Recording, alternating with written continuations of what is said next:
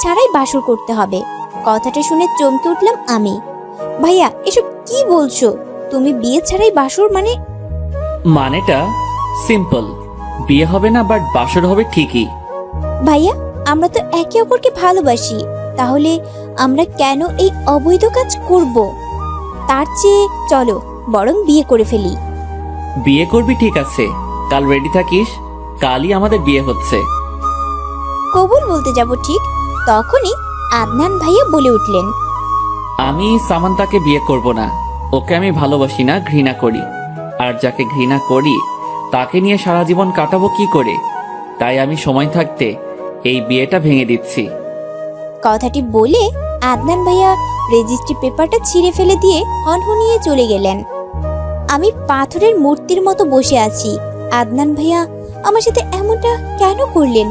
উনি তো আমায় ভালোবাসতেন। কাল রাতেও তো আদনান ভাইয়া ছাদে বসে আমার কাঁধে মাথা রেখে কত গল্প করেছিলেন। আমরা কিভাবে সংসার করব না করব, কয়টা বাচ্চা নিব না নিব, এসব বলছিলেন। আর আমি ওনার এমন কথাবার্তা শুনে শুধু হাসছিলাম। আর আজ এই মুহূর্তে কি থেকে কি হয়ে গেল কিছুই বুঝতে পারছি না। আমি কেন আম্মু আব্বু বড় আব্বু মামুনি কেউই বুঝতে পারছি না। আদনান ভাইয়ার জেদের বশেই ওনারা আজ বিয়ে দিতে রাজি হয়েছিলেন। আমি আর কিছু ভাবতে পারছি না, দৌড়ে নিজের রুমে চলে এলাম। রিঙ্কি এগিয়ে আসলো আরোহীর দিকে। তোর ছেলের জন্য যদি আমার মেয়ে উল্টোপাল্টা কিছু করে তাহলে কিন্তু আমি কাউকে ছেড়ে দিব না বলে দিলাম। আরোহী কিছু বলতে পারছে না, মাথা নিচু করে দাঁড়িয়ে আছে। আদনান একেবারে ওর বাবা আদিলের মতো হয়েছে। আহিলও এক কোণে স্তব্ধ হয়ে দাঁড়িয়ে আছে। একমাত্র মেয়ের এত বড় অপমান কিছুতেই মেনে নিতে পারছে না সে। বেশ কিছুক্ষণ লম্বা শাওয়ার নিয়ে বেরিয়ে আসলাম আমি কিন্তু অন্যদের মতো কেঁদে কেটে বুক ভাসিয়ে ফেলিনি। কেঁদে আর কি হবে? এখন যথাসম্ভব নিজেকে শক্ত রাখতে হবে। আহিল খানের মেয়ে আমি, এত সহজে কিছুতেই ভেঙে পড়ব না। আর আদনান খান, আজ থেকে আপনি আপনার পথে আর আমি আমার পথে। আমি আর আপনার কোনো কথা শুনবো না, মানবো না। I hate you. আপনি আমার সাথে যে অন্যায় করেছেন তার শাস্তি আপনাকে পেতেই হবে। আর কিছু না ভেবে শুয়ে পড়লাম আমি। সকালে ঘুম ভেঙে গেল আমার। ঘড়ির দিকে তাকিয়ে দেখলাম 9টা বাজে। তার মানে ভার্সিটিতে যেতে পারবো। তাড়াতাড়ি ফ্রেশ হয়ে একটা স্কার্ট আর টপ পরে নিলাম। গলায়ও একটা স্কার্ফ পেঁচিয়ে নিলাম। পিঠে ব্যাগ রাখতেই চোখ পড়লো সোফায় পরে থাকা একটা শাড়ির দিকে। একটা তাচ্ছিল হাসি দিয়ে শাড়িটা হাতে নিলাম। এই শাড়িটা আদনান ভাইয়া আমায় গিফট করেছিলেন। আর আমি না ভেবে নিচে চলে গেলাম। সবাই ব্রেকফাস্ট করার জন্য বসে আছে। আমি গেলেই স্টার্ট হবে। তাকিয়ে দেখলাম আদনান ভাইয়া খাওয়া শুরু করে দিয়েছে। যে ছেলেটা আমায় রেখে একটা বিস্কুট পর্যন্ত মুখে দিত না, আজ সে ব্রেকফাস্ট করে নিচ্ছে। তাকিয়ে দেখলাম জিএম মানে গ্র্যান্ডমাদার প্রশ্নটা করেছেন। আমি আর কিছু না বলে কিচেন থেকে একটা দেশলাই এনে শাড়িটাতে আগুন ধরিয়ে দিলাম। আদনান ভাইয়া আমার দিকে বিস্ফোরিত চোখে তাকিয়ে আছে। তাতে আমার কি? আমি আর কারো স্মৃতি আমার কাছে রাখতে চাই না। আদনান ভাইয়ের দিকে আবার তাকালাম। আমি তাকিয়ে দেখলাম উনি এবার বিস্ফোরিত চোখে নয়, অবাক চোখে তাকিয়ে আছে। বেশ ভালো বুঝতে পারছি এরকম তাকানোর মানে। অন্যদিন আমি ভার্সিটিতে গেলে তার কথা মতো লং 3 পিস পরে যেতাম, বাট আজ টপ আর স্কার্ট পরেছি। আমি আর দেরি না করে ব্রেকফাস্ট করা শুরু করে দিলাম। আজকে কি না গেলে হয় না? তুমি কি চাইছো বলো তো আম্মু? আমি সারাদিন রুমে বন্দি হয়ে বসে থাকি, কান্না করি? আমি মোটেও এমন করব না। আমি আর কথা না বাড়িয়ে বেরিয়ে পড়লাম ভার্সিটির উদ্দেশ্যে। এখন থেকে নিজের লাইফ নিজেই হ্যান্ডেল করব। আমার লাইফে আমি আর কাউকে ইন্টারফেয়ার করতে দেব না, ইভেন নিজের মা বাবাকেও না। আহিল, তোর মেয়ে একেবারে তোর মতোই হয়েছে। তোমার ছেলেও তোমার মতো হয়েছে, আর আমার মেয়ে আমার মতোই শান্তশিষ্ট। অ্যাটলিস্ট তোমার ছেলের মতো রাগী আর বদমেজাজি নয়। আদনান সবার দিকে একবার তাকিয়ে খাবার রেখেই চলে গেল। বাপ কা বেটা। তা ও কি শুধু আমার ছেলেই, তোর ছেলে নয়? হ্যাঁ আমার ছেলে, বাট আমার কোনো গুণই ওর মধ্যে নেই। ও তো শুধু চীনে মেয়েদের মন নিয়ে খেলা করতে। হ্যাঁ সাবু, তোকে এই লোকে খুব হট লাগছে। ক্লাসে ঢুকতে যাব অমনি নিলয়ের এই কথা শুনে থমকে গেলাম আমি। নিলয় এসে আমার সামনে দাঁড়ালো। এই ছেলেটার জন্য একদিনও ভার্সিটিতে এসে শান্তি পাই না, আর তার আমাকে ডিস্টার্ব করতেই হবে। আমাকেই কি তোর চোখে পড়ে?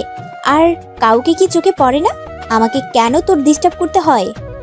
না বেব, তোকে ছাড়া আমার চোখে সব ধোঁয়াশা লাগে, তাই তাদের দেখতে পাই না, আর তোকেই ডিস্টার্ব করি। দেখ নিলয়, আমার সামনে থেকে সর। আমার মেজাজ ভালো নয়, তাই আজ তোর সাথে ঝগড়া করতে পারবো না। কথাটা বলে নিলয়কে পাশ কাটিয়ে চলে এলাম আমি। আরোহী আদনানের রুমে ঢুকতেই দেখলো আদনান কার সাথে যেন হেসে হেসে কথা বলছে। আরোহী রেগে আদনানের দিকে এগিয়ে গেল, তারপর তার কান থেকে ছোঁ মেরে ফোনটা নিয়ে নিল। আদনান, কি হচ্ছে এসব? কেন তুমি সামান্তার সাথে কাল এমন করেছো? তোমার জন্য মেয়েটা কত কষ্ট পাচ্ছে। You have any idea? দেখো মা, আমার লাইফ আমার ডিসিশন। আমার মনে হয়েছে তাই আমি এমন করেছি, তাতে তোমার কি?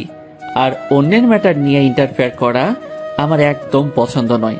তাই আমি এই মুহূর্তে এসব নিয়ে তোমার সাথে ডিসকাস করতে চাইছি না। So excuse me. আদনানের এমন লাগামহীন কথাবার্তা শুনে আরোহীর চোখে পানি চলে এসেছে। সে আর নিজেকে কন্ট্রোল করতে পারল না, কষিয়ে চড় মেরে দিল। তারপর চেঁচিয়ে বলল, তোমাকে নিজের ছেলে ভাবতেই লজ্জা লাগছে আমার। আমি মানছি তুমি তোমার বাবার মতো হয়েছো, কিন্তু তোমার বাবা তার মা বাবার সাথে এমন গলা উঁচিয়ে কখনো কথা বলেনি। কিন্তু তুমি তার ছেলে হয়েই এমনভাবে কথা বলছো। তুমি জানো তোমার এই কথাগুলো শুনে কতটা কষ্ট পেয়েছি? তুমি তো এমন ছিলে না, তাহলে হঠাৎ এমন পাল্টে গেলে কেন? তোমার লাইফ তোমার ডিসিশন। তাহলে ঠিক আছে, আমার কাছে আর আসবে না, আর আমায় মা বলে ডাকবে না। আরেকটা কথা, সামান্তা তোমার নিজের চাচাতো বোন, তাই ওর সাথে এমন না করলেও পারতে। কথাটা বলে চোখ মুছে চলে গেল আরোহী। আদনান এখনো গালে হাত দিয়ে নিচের দিকে তাকিয়ে আছে। আদনান, তোমার মা কেঁদে এখান থেকে চলে গেল কেন? কি বলেছো তুমি তাকে? আদিলের কথা শুনে মাথা তুলে তাকালো আদনান, তাকিয়ে আবার মাথা নিচু করে নিল।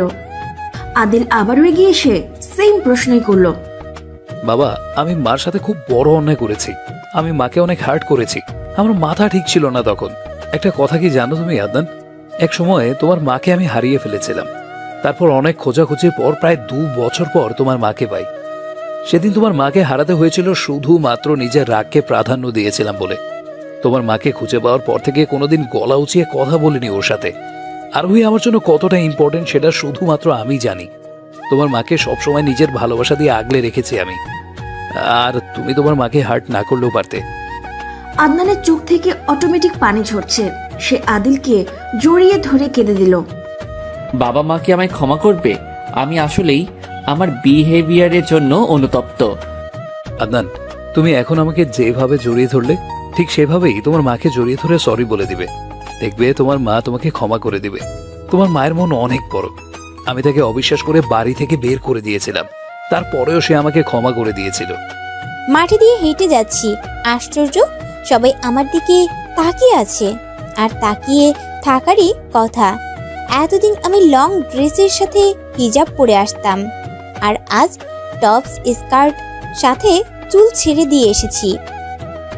বাড়িতে এসে শাওয়ার শেষ করে ছাদে গেলাম চুল শুকানোর জন্য। ছাদে পা রাখতেই আদনান ভাইয়ের কণ্ঠ আসলো আমার কানে। তাকিয়ে দেখলাম ভাইয়া গিটার হাতে নিয়ে হামনাবা মেরে গান গাইছে। এই গানটা তো আমার গাওয়ার কথা। গানের প্রতিটা লিরিক্স আমার জীবনের সাথে যায়। আমি ছাদের রেলিং ধরে মনোযোগ দিয়ে গান শুনতে লাগলাম। হঠাৎ হাসির আওয়াজ এলো আমার কানে। আমি তাড়াতাড়ি ঘাড় ঘুরিয়ে দেখলাম আদনান ভাইয়া ফোনে কার সাথে হেসে হেসে কথা বলছে আর জানু বেবি ডাকছে। আমি আর ছাদে দাঁড়াতে পারলাম না, দৌড়ে নিচে চলে আসলাম। চোখ থেকে কয়েক ফোঁটা পানি গড়িয়ে পড়ার আগেই পানিটা মুছে নিলাম। চোখের পানি অনেক দাম, আমি কেন চোখের পানি ফেলছি? রাতে বিছানায় শুয়ে আছি আমি, কিছুতেই ঘুম আসছে না।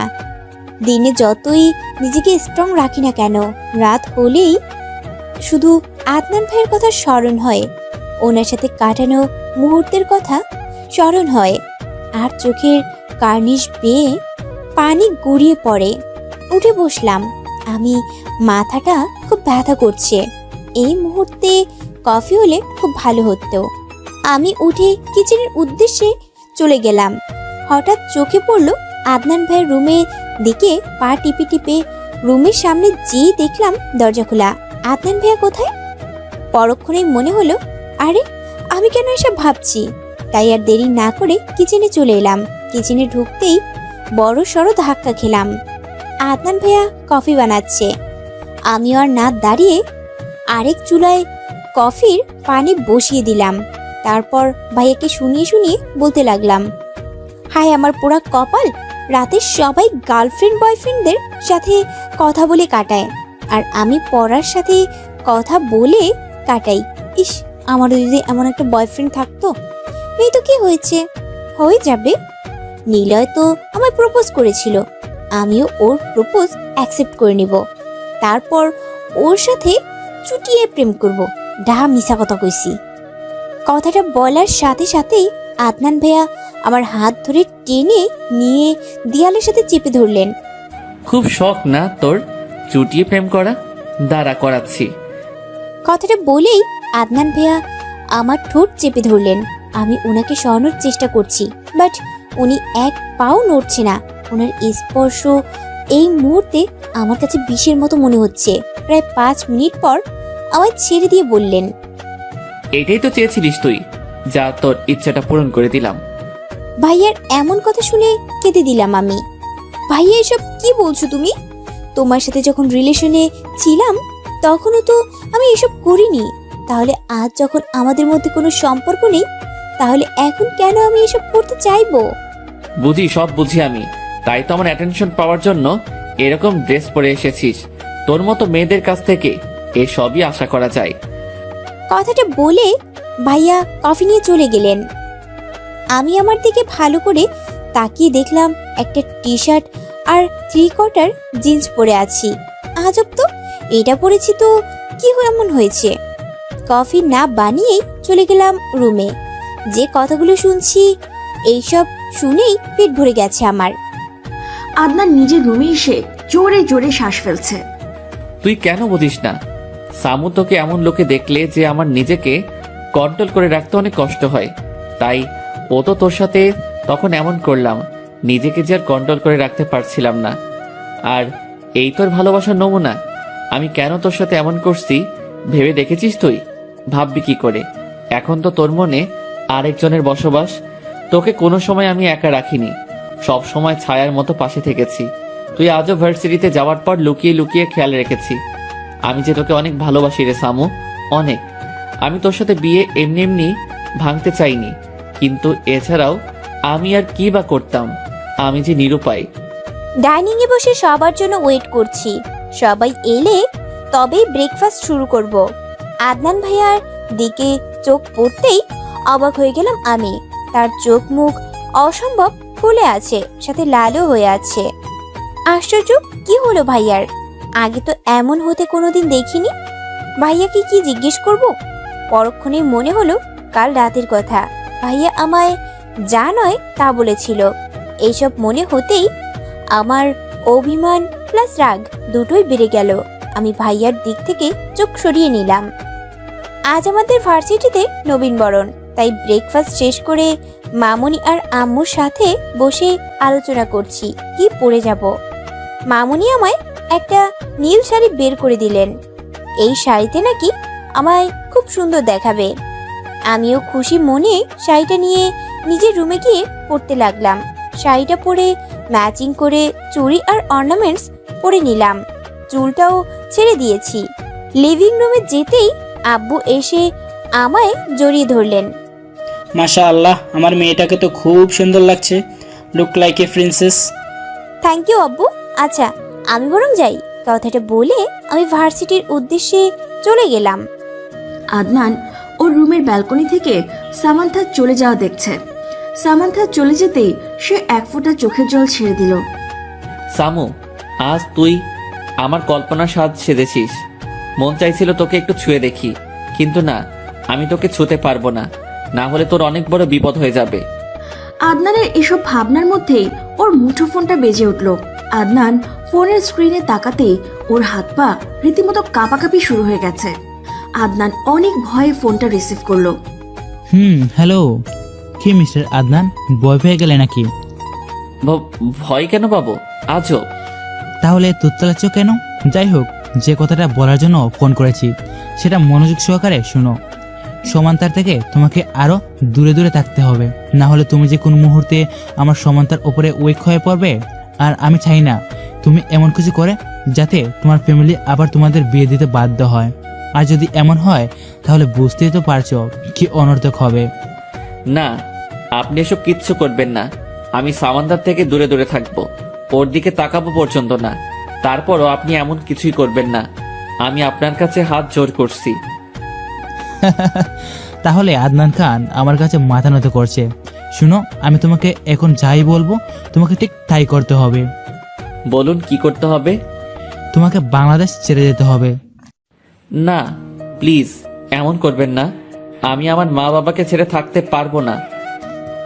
মা বাবাকে ছেড়ে নাকি সমান্তাকে ছেড়ে থাকতে পারবে না? শুনো, এমন কিছু যদি হয় তাহলে বুঝতেই তো পারছো আমি কি করব। আর বিয়ের অভিনয় কিন্তু তুমি খুব ভালোই করেছিলে, আর এবার আশা করি এটাও ভালোভাবে করতে পারবে। কথাটা বলেই ফোনের ওপারের ব্যক্তি খট করে ফোনটা কেটে দিল। আদনান ফ্লোরে বসে ফুপিয়ে ফুপিয়ে কাঁদছে। আমার সামান্তাকে ছেড়ে থাকতে হবে। কি করে থাকবো আমি ওকে ছেড়ে? ওকে একদিন না দেখলে আমার ঘুম আসে না। আর এখন নাকি বিদেশে গিয়ে থাকতে হবে। ভার্সিটি খুব সুন্দর করে সাজানো হচ্ছে। আমি আমার বেস্টি রুমিকে নিয়ে চারিপাশে হেঁটে হেঁটে দেখছি। অনেকক্ষণ যাবৎ খেয়াল করছি কে যেন আমাকে গভীরভাবে ফলো করছে, কিন্তু না, কেউ তো নেই।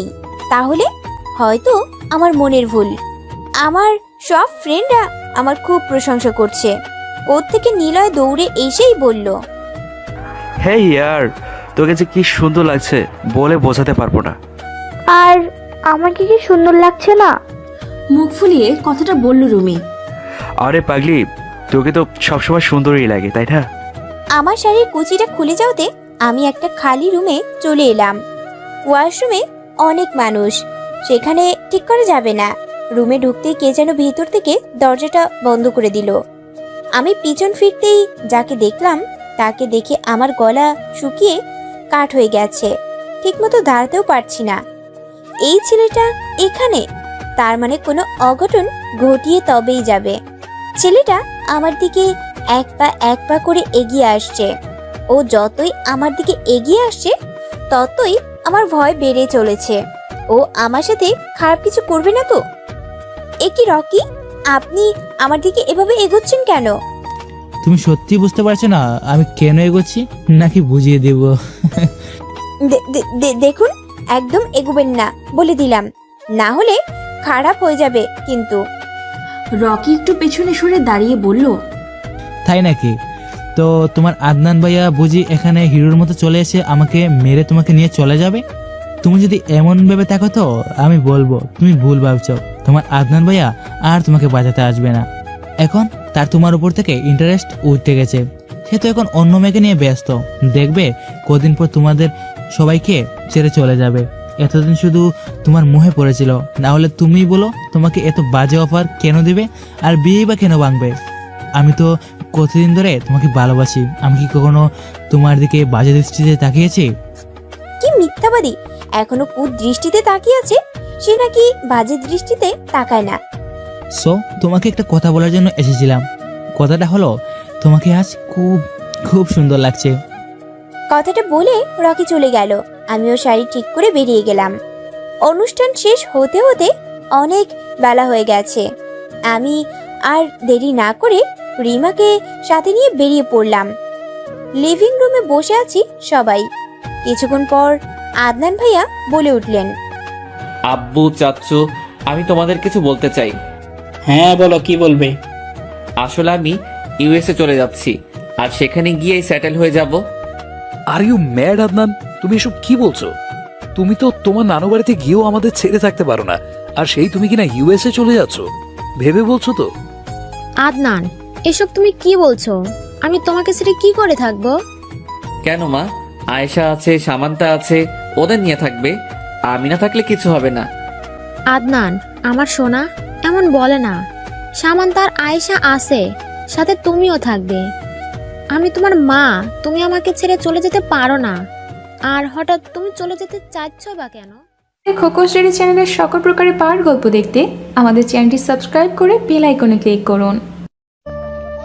আমার আর বাংলাদেশে ভালো লাগে না, তাই সেখানে চলে যাচ্ছি। একেবারে বউ বাচ্চা সাথে করে নিয়েই আসবো।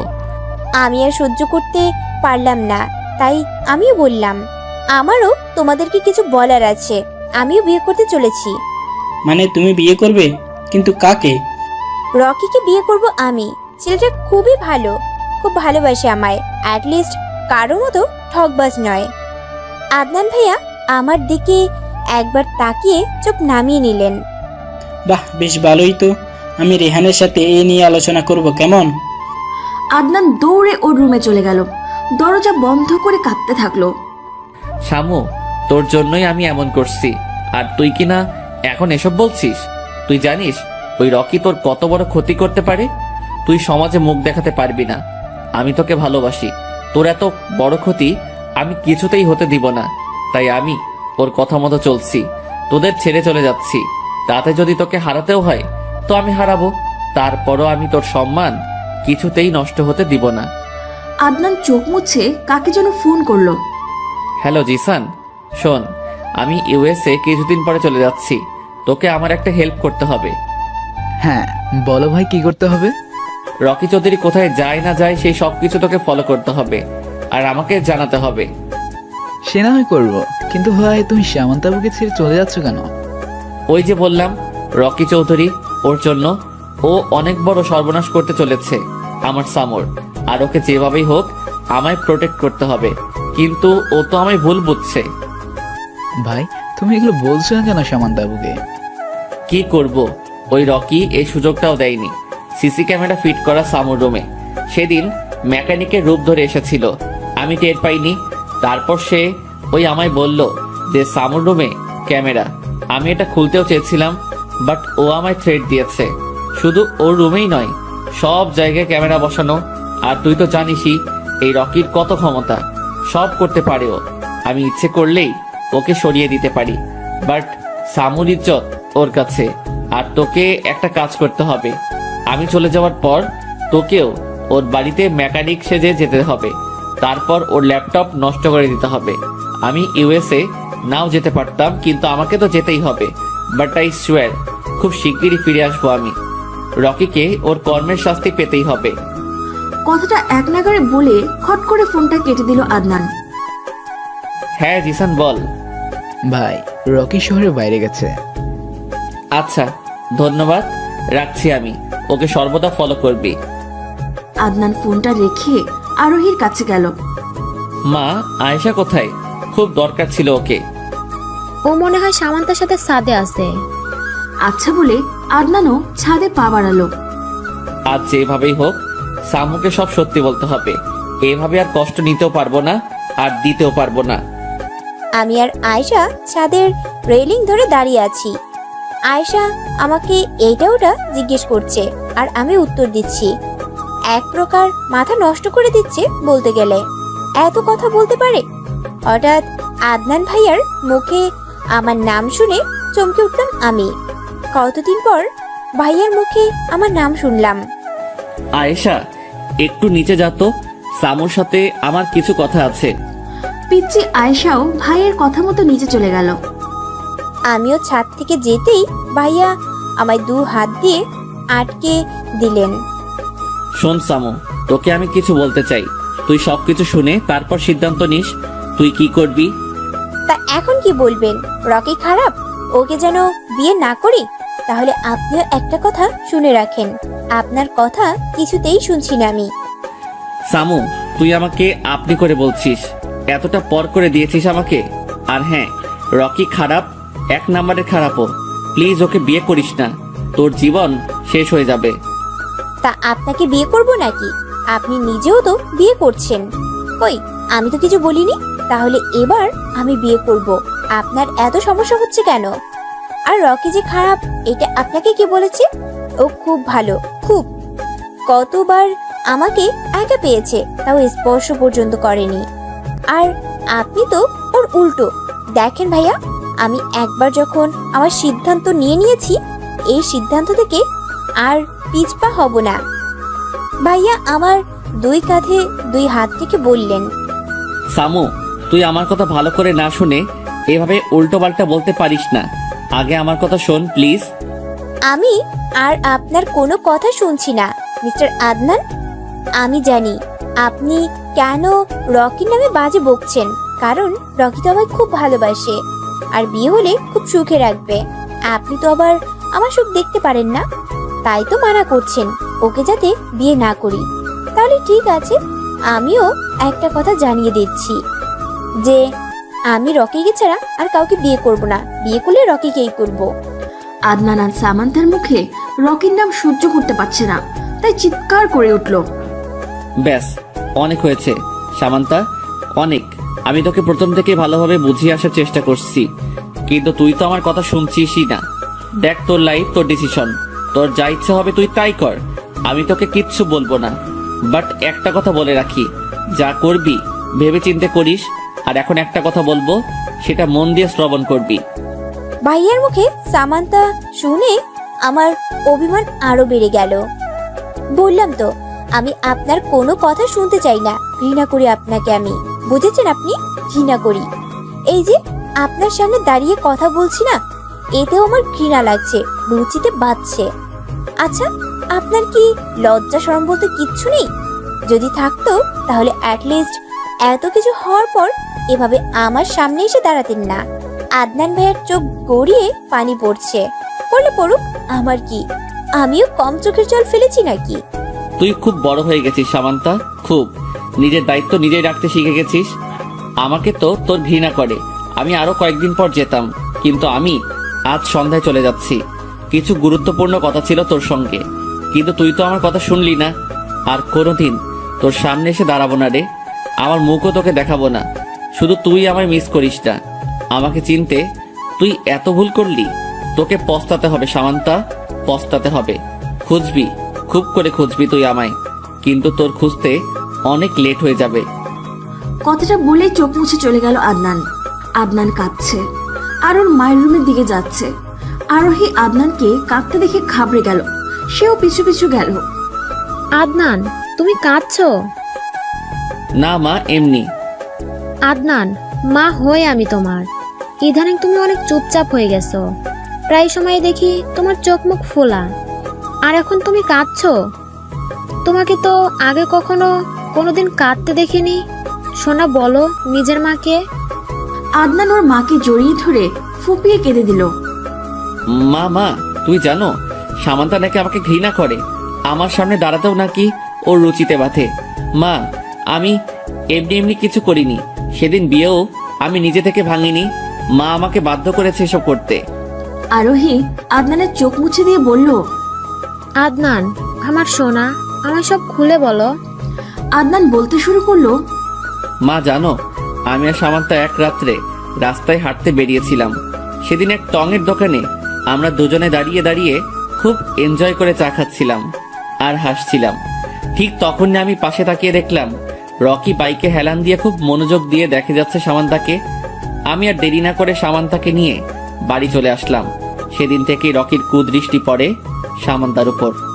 সে সবসময় ফলো করতে থাকে সামান্তা কোথায় যায় না যায়, কি করে না করে।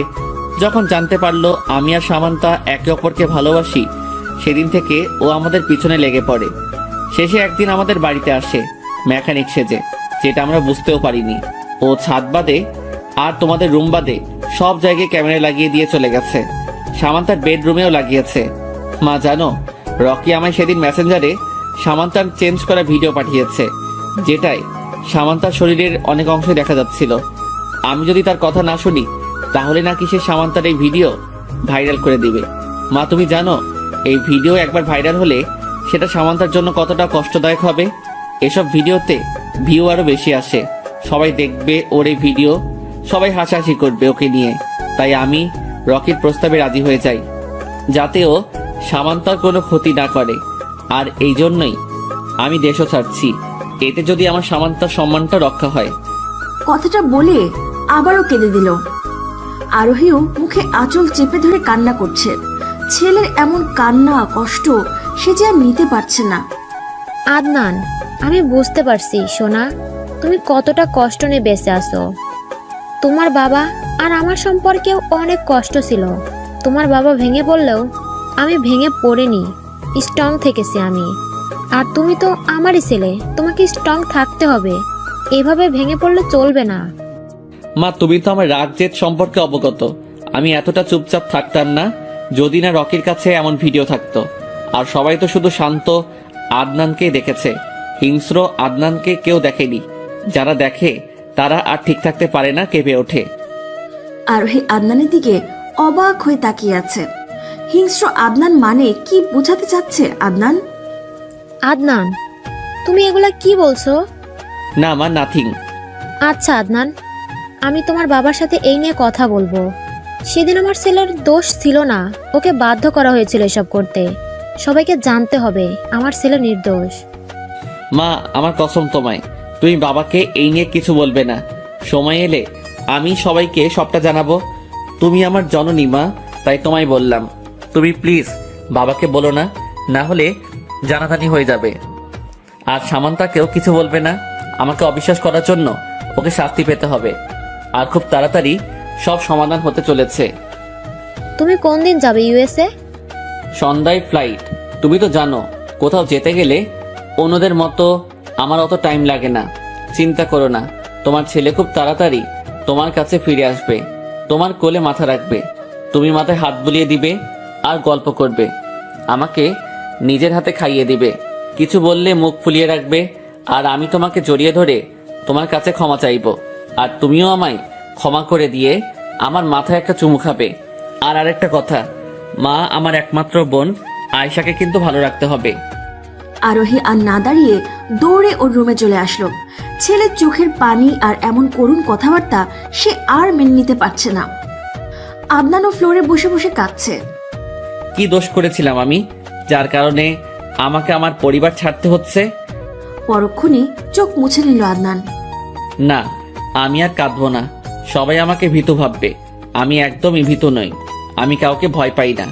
সবাই তো আমাকে ভয় পায়, আড়ালে থাকা আদনানকে ভয় পায়। আরোহী আর আদিল খানের ছেলে।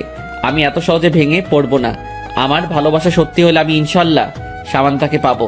আর রকির সাথে ওকেও আমার কথা না শোনার জন্য শাস্তি দিব, তবে শারীরিক নয়, মানসিকভাবে। রেডি হয়ে থাকো রকি, তোমার পাপের ঘোড়া পূর্ণ হয়ে গেছে। আদনান ভাইকে কষ্ট দিয়ে আমার নিজেরও ভালো লাগছে না। আচ্ছা, আমি কি কোনো ভুল করলাম ভাইয়ার কথা না শুনে? ভাইয়ার কথাটা শোনা উচিত ছিল, কিন্তু আমিই বা কি করব? ভাইয়া আমার সাথে সেদিন যা করেছিল সেটাই বা কি করে ভুলে যাই আমি? আমি কি একবার ভাইয়ার সাথে কথা বলবো? বলবো কথা আমি। পাশে তাকাতেই দেখলাম আয়েশা বসে বসে পড়ছে। কিরে আয়েশু, এক্ষুনি পড়তে বসেছিস যে? রাত হয়ে গেছে তাই পড়তে বসেছি, ভাইয়া বলেছে ভালো করে পড়তে। আচ্ছা আয়েশু, আদনান ভাইয়াকে দেখেছিস? হ্যাঁ, ভাইয়া তো একটু আগেই চলে গেছে। কি, ভাইয়া চলে গেছে? কোন সময়ে? তুমি যখন ঘুমিয়েছিলে তখন চলে গেছে ভাইয়া। আচ্ছা শামু আপু, তুমি কি ভাইয়াকে বকেছো? কেন? আমি কেন বকতে যাব? আজব। আসলে ভাইয়াকে তোমার সাথে কথা বলে ছাদ থেকে চলে আসার পর খুব কাঁদতে দেখেছি। জানো আপু, ভাইয়া মাকে ধরে খুব কেঁদেছে। আয়েশার কথা শুনে আমার মন খারাপ হয়ে গেল। আসলে ভাইয়ার কথাটা একটু শোনা উচিত ছিল। ফ্রেশ হয়ে নিচে গেলাম আমি। সবার মুখই কেমন যেন গম্ভীর হয়ে আছে। মামুনি তো কেঁদে কেটে চোখই ফুলিয়ে ফেলেছে। ল্যাপটপটা সামনে নিয়ে বসে আছে আদনান, আর সামান্থা কি করে সেটা দেখছে। কাছ থেকে দেখতে না পারুক, দূর থেকে তো দেখতে পারবে। আদনান রকির আগেই সারা বাড়িতে ক্যামেরা ফিট করেছিল, ইভেন সামান্থার রুমেও। সামান্থা ভার্সিটিতে যাবে, যেমন আদনান দেখলো সামান্থা দরজা বন্ধ করছে, অমনি আদনানও ল্যাপটপটা বন্ধ করে দিল। সে এখন জানে সামান্থা ড্রেস চেঞ্জ করবে। আদনান ল্যাপটপটা বন্ধ করে একটা দীর্ঘ শ্বাস ছাড়লো। সামু, আমি তোকে ভালোবাসি, তবু আমি কোনোদিন তোর দিকে বাজে দৃষ্টিতে তাকাইনি, আর না তাকাবো।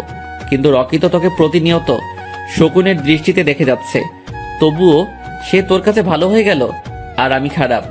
আসলেই দুনিয়াতে কারো ভালো চাইতে নেই। ছাদে দাঁড়িয়ে আছি, আদনান ভাইয়াকে ছাড়া কিছু ভালো লাগছে না আমার। কেমন যেন শূন্য শূন্য অনুভব হচ্ছে, বাড়িতেও যেন কারো মুখে হাসি নেই। খুব মিস করছি ভাইয়াকে।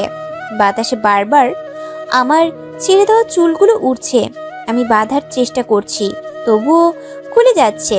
শেষে আমি না পেরে চুলগুলো ছেড়েই দিলাম। হঠাৎ মনে পড়ল সেদিনের কথা। আমি ছাদে চুলগুলো ছেড়ে দিয়ে দাঁড়িয়েছিলাম। ভাইয়া একটা গাছ থেকে কাঠগোলাপ এনে আমার পাশে দাঁড়িয়ে আমার চুলে গেঁথে তারপর চুলগুলো কানের পিঠে গুজতে গুজতে বলেছিলেন, জানিস সামু, তোকে ছেড়ে দেওয়া চুলে কতটা মোহনীয় লাগে। আই উইশ তোর এমন কাছ থেকে চুল দেখা যেন আমার ভাগ্যেই থেকে থাকে। আমি সেদিন কিছু বলিনি, শুধু হাসছিলাম। ভাইয়া আমার হাসি দেখে বলেছিলেন, এই একদম হাসবি না, তোর হাসি আমায় পাগল করে দেয়। চোখ থেকে এক ফোঁটা জল গড়িয়ে পড়ল আমার। ভাগ্যের কি নির্মম পরিহাস। আজ আমি কোথায় আর ভাইয়া কোথায়, দুইজন দুই প্রান্তে দাঁড়িয়ে আছি। আচ্ছা ভাইয়া এখন কি করছে, ভালো আছে তো? আরে আমি কেন এসব ভাবছি? আমি তো নিজেই চাইছিলাম ভাইয়া যাতে আমার থেকে দূরে থাকে। মুঠোফোনের আওয়াজে ভাবনা কাটলো আমার। ফোনের স্ক্রিনে তাকিয়ে দেখলাম আননোন নাম্বার থেকে কল। আশ্চর্য, কে এটা? নাম্বার দেখে তো বাংলাদেশের মনে হচ্ছে না, কোন দেশের সেটা জানি না। ফোনটা রিসিভ করলাম আমি। হ্যালো, কে বলছেন? কেউ রেসপন্স করছেন না, শুধু তার শ্বাস প্রশ্বাসের শব্দ শোনা যাচ্ছে। হ্যালো, কথা বলছেন না কেন? কে আপনি? No response. কে রে ভাই আপনি? কল দিচ্ছেন অথচ কথা বলছেন না। ধ্যাত, বকাটে ছেলে কোথাকার। খট করে কলটা কেটে দিলাম আমি। কি ভেজাল রে বাবা, কল দেয় কিন্তু কথা বলে না। এইসব ভাবনার মাঝে আবার ফোন বেজে উঠল। আমি না দেখেই কলটা রিসিভ করলাম। আচ্ছা, ক্যালেনি দিব বেটাকে। এই, কে আপনি? ফোন দিয়ে ইরিটেট করছেন কেন? আর ফোন দিবেন না আমায়। আরে আরে এতটা হাইপার হচ্ছ কেন? আমি রকি বলছি। কি? আপনি রকি? কিন্তু আমার নাম্বার কোথা থেকে পেলেন? তোমার নাম্বার কালেক্ট করা আমার জন্য কোনো ব্যাপারই না, বুঝলে জান আমার। ওনার মুখ থেকে জানেমান ডাকটা শুনে কেমন ঘিনঘিনে ফিল হচ্ছে আমার। তা কেমন আছো? জি ভালো আছি। আর কেন ফোন করেছেন? আমাকে জিজ্ঞেস করবে না আমি কেমন আছি? সেটা জিজ্ঞেস না করে বলছো কেন ফোন করছি? It's not fair baby. দেখুন, আমি জানি আপনি ভালো আছেন, আর ভালো আছেন বলেই তো ফোন করেছেন। আরে বাহ, এত বাবু তুমি আমায় নিয়ে। আমি ভালো আছি কিনা মন্দ আছি সেটাও জানো দেখছি। মোটেও আমি আপনাকে নিয়ে ভাবি না। আর কেনই বা ভাববো বলুন তো? তা কাকে নিয়ে বাবু যে তোমায় টকিয়েছে তাকে নিয়ে? আমি বলেছিলাম না আদনান তোমাদের সবাইকে ছেড়ে চলে যাবে? মিলে গেল তো আমার কথা। হইছে, রাখছি আমি। আচ্ছা, রকি এত শিওর হয়ে কি করে বলছিল সেদিন যে ভাইয়া আমাদের ছেড়ে চলে যাবে? ও বলার 2 দিন পরেই তো ভাইয়া চলে গেল। রকি বলছে ভাইয়া ভালো না, আর ভাইয়া বলছে রকি ভালো না। কি হচ্ছে কিছুই বুঝতে পারছি না। কাকে বিশ্বাস করব আর কাকেই বা অবিশ্বাস করব? তবে আমার মন বলছে আদনান ভাইয়াকে বিশ্বাস করা উচিত। আদনান তো আমার ভাই প্লাস ভালোবাসা, আর রকি তো আমার কেউ নয়। আবারও ফোনটা বেজে উঠল। নিলয় ফোন করেছে। উফ, আজকে আমায় কেউ শান্তি দেবে না। হ্যাঁ নিলয়, বল। শ্যামু, তুই আমায় যে ছেলের সম্পর্কে জানতে বলেছিলি সেই ছেলে একদম ভালো নয় ইয়ার। কয়েকদিন পর পর মেয়ে পাল্টারে, আর এটাই নাকি তার প্রধান কাজ। তার মধ্যে ডেট তো আছেই। আর আরেকটা কথা, তোর ভাই নাকি সাইকো। তোদের সামনে ও যতটা নর্মাল দেখায় ও কিন্তু ততটা নর্মাল নয়। কি? আচ্ছা, তোকে এসব কে বললো? বলেছে একজন, বাট তোকে বলতে পারবো না। সে না করে দিয়েছে কাউকে যেন না বলি, আর আমিও কথা দিয়ে ফেলেছি যে আমি কাউকে কিচ্ছু বলবো না। এখন রাখছি, বাই, সি ইউ সোনা। আমি ফোনটা রেলিং এর উপর রেখে একটা দীর্ঘশ্বাস ছাড়লাম। আদনান ভাইয়া এতটা খারাপ? ছি, ওনাকে নিজের ভাই বলতেও লজ্জা করছে আমার। এই লোকটাকে ভালোবেসেছিলাম আমি। ভেবেছিলাম আদনান ভাইয়ার সম্বন্ধে একটু খোঁজ খবর নিব, তাই নিলয়কে বলেছিলাম। বাট নিলয় আমায় এইসব বলবে কোনো দিনও ভাবিনি। আর শুধু নিলয়কে অত বিশ্বাস করা যায় না। কে বলেছে ওকে এসব? আর নাম বলতেই বা বারণ করলো কেন? আমার মনে হচ্ছে আমার নিয়ে অনেক বড় কোনো খেলা হচ্ছে, বাট আমি বুঝতে পারছি না কি করব আমি। মন এক কথা বলছে, মস্তিষ্ক আরেক কথা বলছে। তারপরও প্রমাণহীন কথাবার্তা আমি একদমই বিশ্বাসী নই। যদি আদনান ভাইয়া এমন করেই থাকতেন তাহলে কোনো না কোনো ক্লু বা প্রমাণ তো নিশ্চয়ই থাকবে। আমার ভাবনার ছেদ ঘটিয়ে আবার ফোনটা বেজে উঠল। হ্যালো, কে বলছেন? একই, তুমি এখনো নাম্বার দেখোনি? আমি রকি বলছি। আপনি কেন আমায় ফোন দিয়েছেন? তোমাকে একটা কথা জানানোর জন্য। কি কথা? খোকন স্টোরি চ্যানেলের সকল প্রকারের পাওয়ার গল্প দেখতে আমাদের চ্যানেলটি সাবস্ক্রাইব করে বেল আইকনে ক্লিক করুন। আদনান কতটা নিকৃষ্ট তুমি জানো? ও কতটা নীচ? এসব কে বললো আপনাকে? আর প্রমাণ ছাড়া কথা আমি একদমই বিশ্বাস করি না। ওকে ফাইন, তোমার বেডরুমে যে সিসি ক্যামেরা লাগানো আছে সেটা তুমি কি জানো? কি? আমার বেডরুমে সিসি ক্যামেরা কে লাগিয়েছে? কে আর? আদনান। এখন ভেবে দেখো, সামান্তা তোমার সব ভিডিও কিন্তু ও দেখে, কাপড় চেঞ্জ করা থেকে শুরু করে সব। আর আমার কথা বিশ্বাস না করলে তোমার রুমের বাম পাশের কোনোটা চেক করো। রাখছি আমি। হ্যালো হ্যালো, দূর রেখে দিল। বাট ও কি করে জানলো আমার রুমে সিসি ক্যামেরা? সব কেমন ধোঁয়াশে ধোঁয়াশে লাগছে। আমি রুমে চলে এলাম রকির কথা যাচাই করার জন্য। রুমে তন্ন তন্ন করে খুঁজছি, বাট ক্যামেরার কোনো চিহ্নই পাচ্ছি না। রকির কথা অনুযায়ী বাম পাশে তাকিয়ে দেখলাম ছোট্ট একটা কালচে কি দেখা যাচ্ছে। আমি টেবিলের উপর উঠে দেখলাম সত্যি সত্যি একটা ক্যামেরা। তার মানে রকির কথাই সত্যি। আদনান ভাইয়া আমার রুমে সিসি ক্যামেরা লাগিয়েছে, তাও বেডরুমে। ছি ছি, আদনান ভাইয়া এটা কিভাবে করলো? এই ফুটেজ তো সব উঠেছে। ভাইয়া কি তাহলে? আর রকি বা কি করে জানলো আমার রুমে ক্যামেরা লাগানো আছে? আদনান কিছু জামা কাপড় কেনার জন্য শপিং মলে গেছে। শপিং মলে ঢুকতেই, হ্যাঁ আদনান, কেমন আছো তুমি? হঠাৎ মেয়ের কণ্ঠ শুনে চকিতে তাকালো আদনান। আরে জুই যে, কেমন আছো? এই তো বেশ ভালোই আছি। আদনান, তুমি তো আগের চাইতে আরো সুন্দর আর হ্যান্ডসাম হয়ে গেছো। আমি তো আবার ক্রাশ খেলাম। তাই নাকি? তুমিও কিন্তু আগে চাইতে আর সুন্দর আর স্মার্ট হয়ে গেছো। তা এখানে কেন তুমি? আসলে মা বাবাকে নিয়ে আজ একটু শপিং করতে বেরিয়েছি। তুমি এখানে কি করছো? তোমার তো বিদিতে থাকার কথা। অ্যাকচুয়ালি একটা কাজে এসেছিলাম এখানে। আচ্ছা, আজ যাই, অন্যদিন দেখা কথা হবে।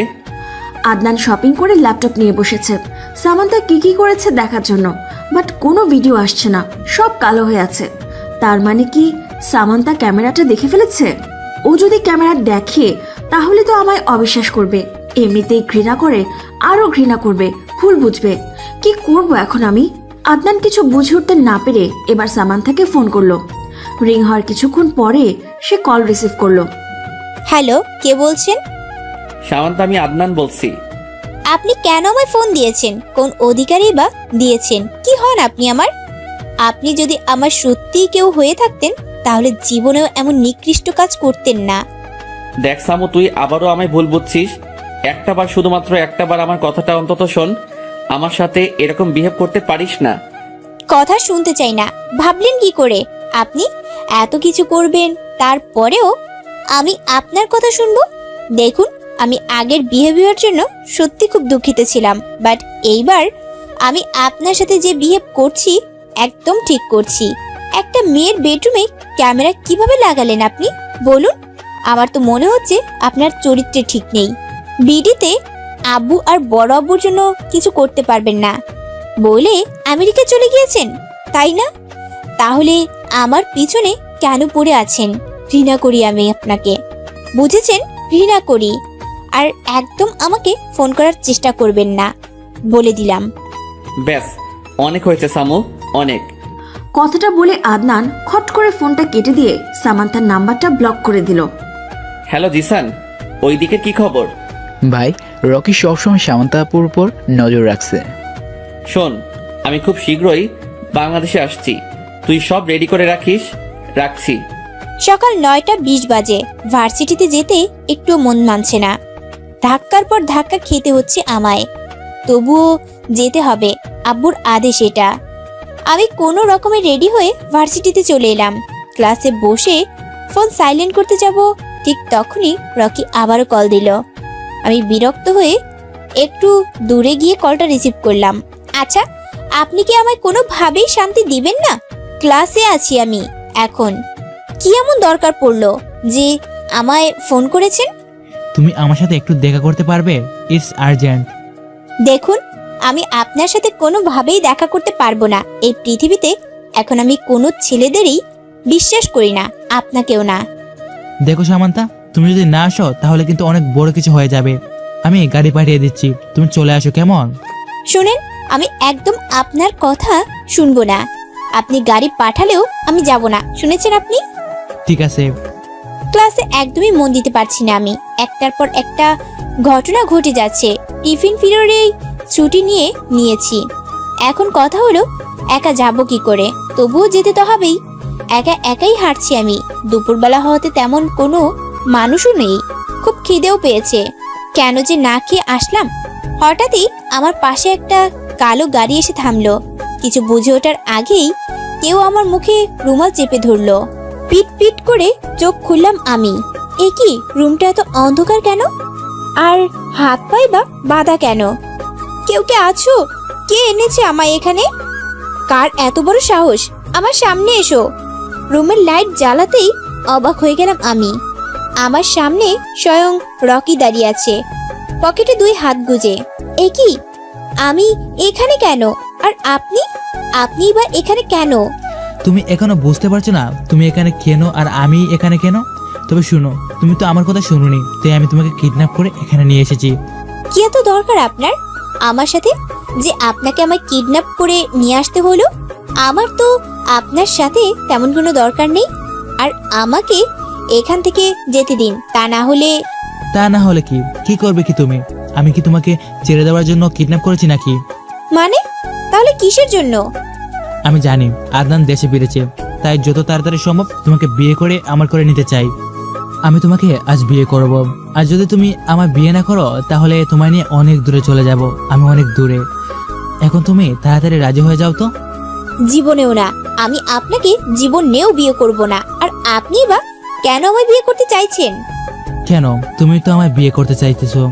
তাছাড়া আমি তোমাকে খুব ভালোবাসি সামান্তা, খুব ভালোবাসি। কি করিনি তোমার জন্য? সব করেছি, সব। হ্যাঁ, বলেছিলাম আপনাকে বিয়ে করব, বাট এইটা আমি সিরিয়াসলি বলিনি। আদনান ভাইকে রাগানোর জন্য বলেছিলাম। আর কি করছেন আপনি আমার জন্য? আমার জানা মতে আপনি আমার জন্য কিছুই করেননি। আর আপনি আমাকে ভালোবাসেন, এইটাই বা কি করে বিশ্বাস করব আমি? তোমাকে আর আদনানকে আলাদা করে দিয়েছি, সেটা কি কিছুই না? ভালোবাসি বলে আমি আদনানকে তোমার থেকে দূরে সরিয়ে দিয়েছি, কারণ ওকে তোমার সাথে দেখলে সহ্য হয় না আমার। মানে আপনি আমাকে আর আদনান ভাইকে? হ্যাঁ, আমি তোমাদের দুজনের মধ্যে ভুল বুঝাবুঝি সৃষ্টি করেছি আর ওকে দূরে পাঠিয়ে দিয়েছি। কিভাবে করলেন আপনি এসব? আপনি বললেন আর ভাইয়াও মেনে নিল? রকি আমার সামনে রাখা একটা চেয়ারে বসে বলল, শুনো, তবে তোমার ভিডিও দেখিয়ে ব্ল্যাকমেল করেছি। সেই ভিডিওতে তুমি কাপড় চেঞ্জ করেছিলে আর তোমার শরীরের অনেক অংশই দেখা যাচ্ছিল। প্রথমে আমি আদনানকে খুব ভালোভাবে বুঝাতে চাইছিলাম, বাট সে আমার কথা কানে নেয়নি। আমিও তোমার রুমে সিসি ক্যামেরা লাগিয়েছিলাম আর একদিন বসে বসে তোমার ভিডিও দেখছিলাম। হঠাৎ চোখে পড়তেই দেখলাম তোমার রুমের বাম পাশে আরেকটা কি যেন দেখা যাচ্ছে। ভালো করে জুম করে দেখলাম, এটা একটা ক্যামেরা। ব্যাস, পেয়ে গেলাম ভুল বোঝানো আরেকটা উপায়। আদনান নাকি কিছুতেই তোমার ছাড়বে না।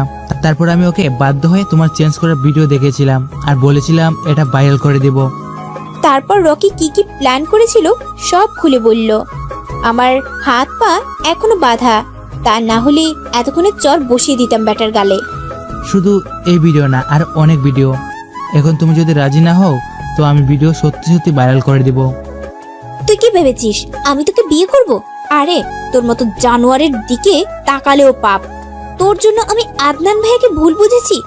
ভাইয়া আমাকে বারবার বলার চেষ্টা করেছে, ভাইয়া আমার সম্মান বাঁচানোর জন্য তোর কথা শুনেছে, কিন্তু আমি কিছুতেই তোর কথা শুনবো না, নিজের সম্মানের কথা ভেবেও না। তোর বাপ মাও আমার কাছে তোকে বিয়ে দিবে না, কারণ তুই রাজি না। তাই আমি জানি তুই বিয়ে করবি না, তাই তোকে সুজা তুলে নিয়ে এসেছি। এতই ভালোবাসিস তাহলে আমার হাত পায়ের বাঁধন খুলে দিচ্ছিস না কেন?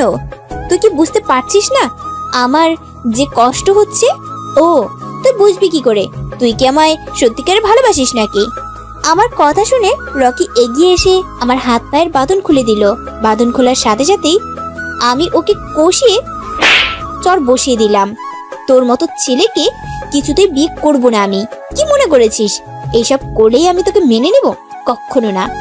আমার মনে শুধু আদনান ভাইয়াই আছে, আর থাকবে। ও তোর মতো নিকৃষ্ট মানুষ আমি দুটো দেখিনি। আমাকে এখান থেকে যেতে দে বলছি।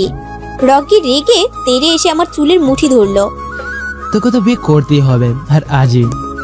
তারপর আমার চুলের মুঠি ছেড়ে দিয়ে একটা বক্স এনে আমার হাতে দিয়ে বলল, এখন শাড়ি আর অর্নামেন্টস আছে, এগুলো পরে নিবি।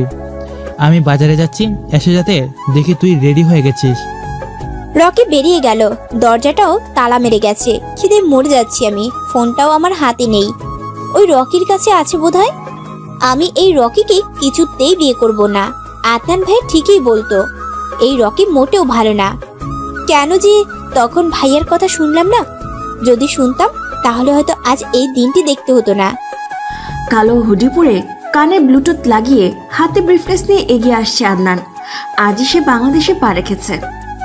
হ্যালো জিসান, সামান্তার কি খবর? ভাই, শ্যামান্তবাবুকে কাল থেকে পাওয়া যাচ্ছে না। ভার্সিটি থেকে ফিরছিলেন, তারপর আর বাড়িতে যাননি। কি? আচ্ছা আমি আসছি, তুই তাড়াতাড়ি আমার বাংলোতে চলে আয়।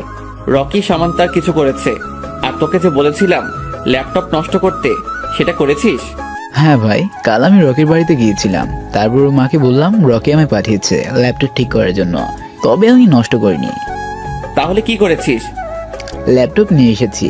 আমার মনে হয় রকি এত কাছে খেলোয়াড় নয়, ওর ফোনেও বোধহয় অনেক সিক্রেট আছে। জানি আমি। আচ্ছা রাখছি, তাড়াতাড়ি চলে আসিস। রকির কথা অনুযায়ী আমি শাড়ি আর কিছু অর্নামেন্টস পরে নিলাম। পরে যদি রেগে আবার কোনো অঘটন ঘটিয়ে ফেলে তখন? না বাবা, রিস্ক নেওয়া যাবে না। আপাতত রকি যা বলছে সেটা শোনাই বেটার। প্রচুর খিদে পেয়েছে আমার। দিন নাকি রাত সেটাও বুঝতে পারছি না। রুম এমন ভাবে অন্ধকার আছে, এতটা পাষাণ মানুষ কি করে হয় সেটাই বুঝতে পারছি না আমি। এতক্ষণ হয়ে গেল, তারপরও একবার এসে জিজ্ঞেস করলো না আমার খিদে পেয়েছে কিনা। যদি সত্যি রকি আমায় ভালোবাসতো তাহলে আমার অবস্থা বুঝার অন্তত চেষ্টা করত। ওকে সত্যি আমায় ভালোবাসে নাকি কোনো রিভেঞ্জ নিচ্ছে আমার উপর? এখন থেকে যে পালাবো সেই সুযোগটাও নেই। কোথায় বন্দি করে রেখেছে কে জানে। আমি আদৌ ঢাকায় আছি তো? রকি যদি আমায় বিয়ে করে ফেলে তখন কি করব আমি? এখান থেকে তো পালাতেও পারবো না। আজ খুব আদনান ভাইয়ের কথা মনে পড়ছে। ভাইয়া কি জানে আমার বিয়ে হতে যাচ্ছে? ভাইয়া কি আটকাতে আসবে না? রকি এখনো সামান্তার কাছে যায়নি, বাজারে আছে এখনো। কি যেন খোঁজাখুঁজি করছে। কি মনে হতেই কাকে যেন ফোন করলো। হ্যালো রিয়াদ, ওদিকের কি খবর? আদনানের কথা বলছি আমি। আদনান এখন কি করছে কিছু জানো তুমি? হোয়াট? তুমি এখন জানাচ্ছ আমাকে? যখন আমেরিকা থেকে রওনা দিয়েছিল তখন কেন বলনি? বলো, কেন বলনি? কোথায় ছিলে তুমি? ড্যামিট, তোমাকে আমি আমেরিকায় কি জন্য পাঠিয়েছিলাম? তুমিও চলে এসো, তারপর তোমাকে মজা দেখাচ্ছি। আদনান তার বাংলোতে বসে জিশানের সাথে কথা বলছে। তার এই বাংলোর খবর জিশান ছাড়া আর কেউ জানে না, ইভেন ওর ফ্যামিলির কেউও না। লুকিয়ে এখানে কাজ করে তারা। যারা অন্যায় করে তাদের ধরে এনে এখানে শাস্তি দেয়, তবে মার্ডার করে না, কাউকে মুখও দেখায় না। জিসান, আনার চেষ্টা করেছিস? রকি এখনো কোথায় আছে? হ্যাঁ রাকিব, হ্যাঁ রকির নাম্বার খুব কষ্ট করে কালেক্ট করেছিলাম আমি। এখন ওর নাম্বার ট্র্যাক করছি, দেখি লোকেশন কোথায় দেখায়। এ কি ভাই, ওর লোকেশন তো উত্তরের দিকে দেখাচ্ছে, তার মানে ও উত্তরে আছে। ভাই আমাদের এক্ষুনি যেতে হবে। চল, ও কোনো অঘটন ঘটিয়ে ফেলার আগেই আমাদের ঠিক সময় পৌঁছাতে হবে। আদনান দেশে চলে এসেছে মানে ও কোনো না কোনো কিছু করবে। হাত পা গুটিয়ে একদম বসে থাকবে না। ও যদি কোনো উল্টাপাল্টা করে তাহলে আমিও সামান্তার ভিডিও ভাইরাল করে দেব। বাট সব ভিডিও তো আমার ল্যাপটপে আছে, এখন আমার ল্যাপটপ আনতে হবে। রকি ওর বাড়িতে এসে ল্যাপটপ দেখছে, বাট ভিডিওর কোনো চিহ্নই নেই, সব ফাইল খালি দেখাচ্ছে। আশ্চর্য, আমি তো দুদিন আগেও দেখলাম সব ভিডিও ঠিকঠাক ভাবেই আছে, তাহলে আজকে ভাবে বেনেশ হয়ে গেল। এটাই যে আমার একমাত্র হাতিয়ার ছিল। বাসায় তো মা ছাড়া আর কেউ নেই, তাহলে কি মা আমার ল্যাপটপে হাত দিয়েছে? না না, মা আমার কোনো জিনিসে হাত দেয় না, আর ল্যাপটপ তো নাই। তবুও একবার জিজ্ঞাসা করি, মা তুমি কি আমার ল্যাপটপ ধরেছিলে? না, আমি কেন তোর ল্যাপটপ ধরবো? তুই না একটা মেকানিককে পাঠিয়েছিলিস তোর ল্যাপটপ ঠিক করার জন্য, সে ওইটা ধরেছে, আর কেউ ধরেনি। রকি নিজের মাথার চুল টেনে বলল, মা এটা তুমি কি করলে? আমি কোনো মেকানিককে পাঠাইনি। তুমি তো আমাকে একবারও জিজ্ঞেস করতে পারতে না আমি কোন মেকানিক পাঠিয়েছি কিনা। কি করলে তুমি এটা মা? কথাটা বলে রকি চলে গেল। আদনান সামান্তার কাছে পৌঁছানোর আগে সামান্তাকে সরিয়ে ফেলতে হবে। রকি সামান্থার রুমে ঢুকে দেখলো ও সেজে গুজে ফ্লোরে লেপ্টে মাথা নিচু করে বসে আছে। সামান্তা উঠো, আমাদের চলে যেতে হবে। রকির কথায় আমি চোখ তুলে তাকালাম। আমি কোথাও যাব না, আগে আমার খাবার দেন, তারপর আপনি বলছেন সেটা ভেবে দেখব। আপাতত আপনার কথা শোনার আমার কোনো মন নেই, খুব খিদে পেয়েছে আমার। আপনি আমায় একটু খাবারও দেন নাই, পানি পর্যন্ত দেন নাই। আমি যা বলছি সেটাই হবে, তুমি যাবে আমার সাথে। আর এক্ষুনি তুমি কি মনে করেছো আমি তোমায় আদর করার জন্য বন্দি করেছি? মোটেও না। কথাটা বলে রকি আমায় টেনে দাঁড় করালো। দরজা দিয়ে বের হতেই আরে বাহ, আমাদের ছাড়ে শুভ কাজ সম্পন্ন করবে নাকি মিস্টার রকি? আদনান ভাইয়ের কণ্ঠ শুনে আমি আর রকি দুজনেই চমকে গেলাম। ভাইয়া দুই পকেটে হাত গুজে দাঁড়িয়ে আছে। ভাইয়া তো ইউএসএ ছিল, তাহলে বিডিতে কখন এলো? আমার ভাবনার ছেদ ঘটিয়ে ভাইয়া আবারও বলে উঠলেন, আরে তোমরা দুজন স্ট্যাচু হয়ে দাঁড়িয়ে আছো কেন? শুভ কাজে দেরি করতে নেই, চলো চলো বিয়ের আয়োজন শুরু করা যাক। ভাইয়ার কথা শুনে আমি অবাক হয়ে তাকিয়ে আছি। ভাইয়া এসব কি বলছে? ভাইয়া আমায় অন্য কারোর সঙ্গে দেখলে এইটা মেনে নিতে পারবে? দুই ফোঁটা চোখের জল ছেড়ে দিলাম আমি। আমাকে পরপুরুষের সাথে দেখেও কিছু বলছে না, উল্টা আরো বিয়ের আয়োজন শুরু করার কথা বলছে। যেন ওনার কিছুই যায় আসে না। ভাইয়া এতটা চেঞ্জ হয়ে গেল এই কয়েকদিনে। তার মানে কি ভাইয়া সত্যি সত্যি বিয়ে করে নিয়েছে, আর এখন একজন ভাই হয়ে বোনের বিয়ের দায়িত্ব পালন করছে? রকির দিকে তাকিয়ে দেখলাম ও ঘামছে। স্ট্রেঞ্জ, ও ঘামছে কেন ভাইয়াকে দেখে? ওর না অনেক পাওয়ার, এই তার পাওয়ার নমুনা। দেখো আদনান, আমাদের এখান থেকে যেতে দাও, আমাদের যাওয়াতে বাধা দিবে না, একদম বলে দিলাম। আরে রকি এসব কি বলছো তুমি? আমি কি তোমাদের যাওয়া থেকে আটকিয়েছি? আর মিস সামান্তা, বিয়ে নিয়ে তোমার কি মত? রকি কিন্তু আমার চেয়ে অনেক ভালো, ও অ্যাটলিস্ট আমার মতো ঠকবাজ নয়, খুব ভালো রাখবে, সুখে রাখবে আপনাকে। আমি বেশ ভালোভাবে বুঝতে পারছি সেদিনের আমার বলা কথাগুলোই ভাইয়া আবার আমায় রিপিট করে শোনাচ্ছে। কি করব আমি এখন? শরীর বেশ দুর্বল লাগছে, আর টিকে থাকা আমার পক্ষে সম্ভব হচ্ছে না। আমার মাথা ঘুরছে প্রচন্ডভাবে, চোখেও সরিষার ফুল দেখছি। চোখ বন্ধ করেই পড়ে গেলাম আমি অস্পষ্টভাবে দেখতে পেলাম ভাইয়া দৌড়ে আসছে। আদনান রকিকে ধাক্কা মেরে সামান্থার পাশে বসে পড়ল। শামু, শামু চোখ খোল, আমি তো শুধু তোর সাথে একটু মজা করছিলাম, প্লিজ চোখ খোল ইয়ার। তারপর রকির দিকে শক্ত চোখে তাকিয়ে বলল, আমার সামুর এই অবস্থা কিভাবে হলো? যদি তোর কারণে আমার সামুর কিছু হয়, আমি কিন্তু তোকে জ্যান্ত পুঁতে ফেলবো। চুপ করে আছিস কেন বল? ওর এই অবস্থা কিভাবে হলো? আমার মনে হচ্ছে সামান্তা অনেকক্ষণ যাবৎ না খেয়ে আছে, তাই ও দুর্বল হয়ে গেছে আর জ্ঞান হারিয়ে ফেলেছে। জিসান, তুই তাড়াতাড়ি কিছু খাবার আনার চেষ্টা কর। জিশান চলে গেল খাবার আনার জন্য। আদনান সামান্থাকে একটা খাটে রেখে রকির দিকে এগিয়ে এলো। রকি এখনো ভাবলেশীনভাবে দাঁড়িয়ে আছে। সেদিন রকি নিলয়কে বলেছিল আদনানের ব্যাপারে। রকি সাইকোর ব্যাপারে যা বলেছিল সেটা আন্দাজে বলেছিল। বেচারা তো জানেই না আদনান আসলেই কতটা ভয়ঙ্কর, তাই সে যেভাবে ছিল ঠিক সেভাবেই দাঁড়িয়ে আছে। আজ আদনানের সাথে বোঝাপড়া করে তবেই এখান থেকে যাবে। আদনান রকির দিকে শক্ত চোখে তাকিয়ে বলল, তুই খুব বড় অন্যায় করেছিস, খুব বড়। এর শাস্তি তো তোকে পেতেই হবে রকি। তাই নাকি? কি শাস্তি দিবি তুই? তোর থেকে এত একটা বিড়ালও যথেষ্ট সাহসী, আর তুই দিবি আমাকে শাস্তি? তুই নিজেই তো একটা বিতুর ডিম, কি করবি তুই? কি করব সেটা না হয় পরেই টের পাবি। আপাতত আমার কাছে সামান্তার জ্ঞান ফেরানোটা বেশি ইম্পর্টেন্ট। জিশান কিছু খাবার নিয়ে আসলো। আদনান সামান্থার জ্ঞান ফেরানোর চেষ্টা করছে। মুখে বারবার পানি ছিটে দিচ্ছে। সামান্থা আস্তে চোখ মেলে তাকালো। ওর তাকানো দেখে আদনান সাথে সাথে দূরে সরে গেল। তারপর জিশানকে ইশারায় বলল সামান্থাকে বলতে যেন সে খাবারটা খেয়ে নেয়। জিশানও মাথা নাড়িয়ে সায় দিল। খাবারটা নিয়ে সামান্থার দিকে এগিয়ে গেল সে। আপু, খাবারটা খেয়ে নিন। আপনি অনেকক্ষণ যাবত কিচ্ছু খাননি, মুখও শুকিয়ে গেছে একেবারে। আমি একবার খাবারের দিকে তাকালাম আর একবার আদনান ভাইয়ের দিকে তাকালাম। ভাইয়া দেয়ালে হেলান দিয়ে চোখ বন্ধ করে তাকিয়ে আছে আর রকি দরজায় দাঁড়িয়ে আছে। আমি সবার দিকে একবার চোখ বুলিয়ে খাবার খেতে শুরু করলাম। অনেক খিদে পেয়েছে আমার। আগে খাই, তারপর যা হবার হবে।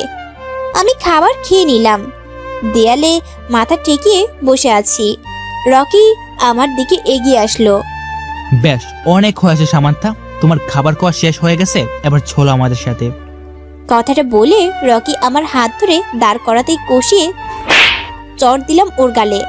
কি মনে করেছিস তুই তুই এসব করবি আর আমি হাসতে হাসতে তোর সাথে চলে যাব? কথাটা বলে ইচ্ছে মতো চড় বসিয়ে দিতে থাকলাম ওর গালে। আমার যত রাগ তার সব রকির গালের ওপর ঝাড়ছি। কতটা কষ্ট দিয়েছে আমাকে আর আদনান ভাইয়াকে।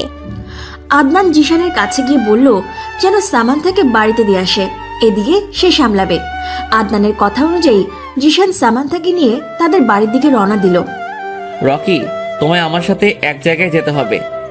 কোথায় যাব আর কেন যাব? আমি যেতে পারবো না। সেখানে গেলেই তুমি তোমার উত্তর পেয়ে যাবে।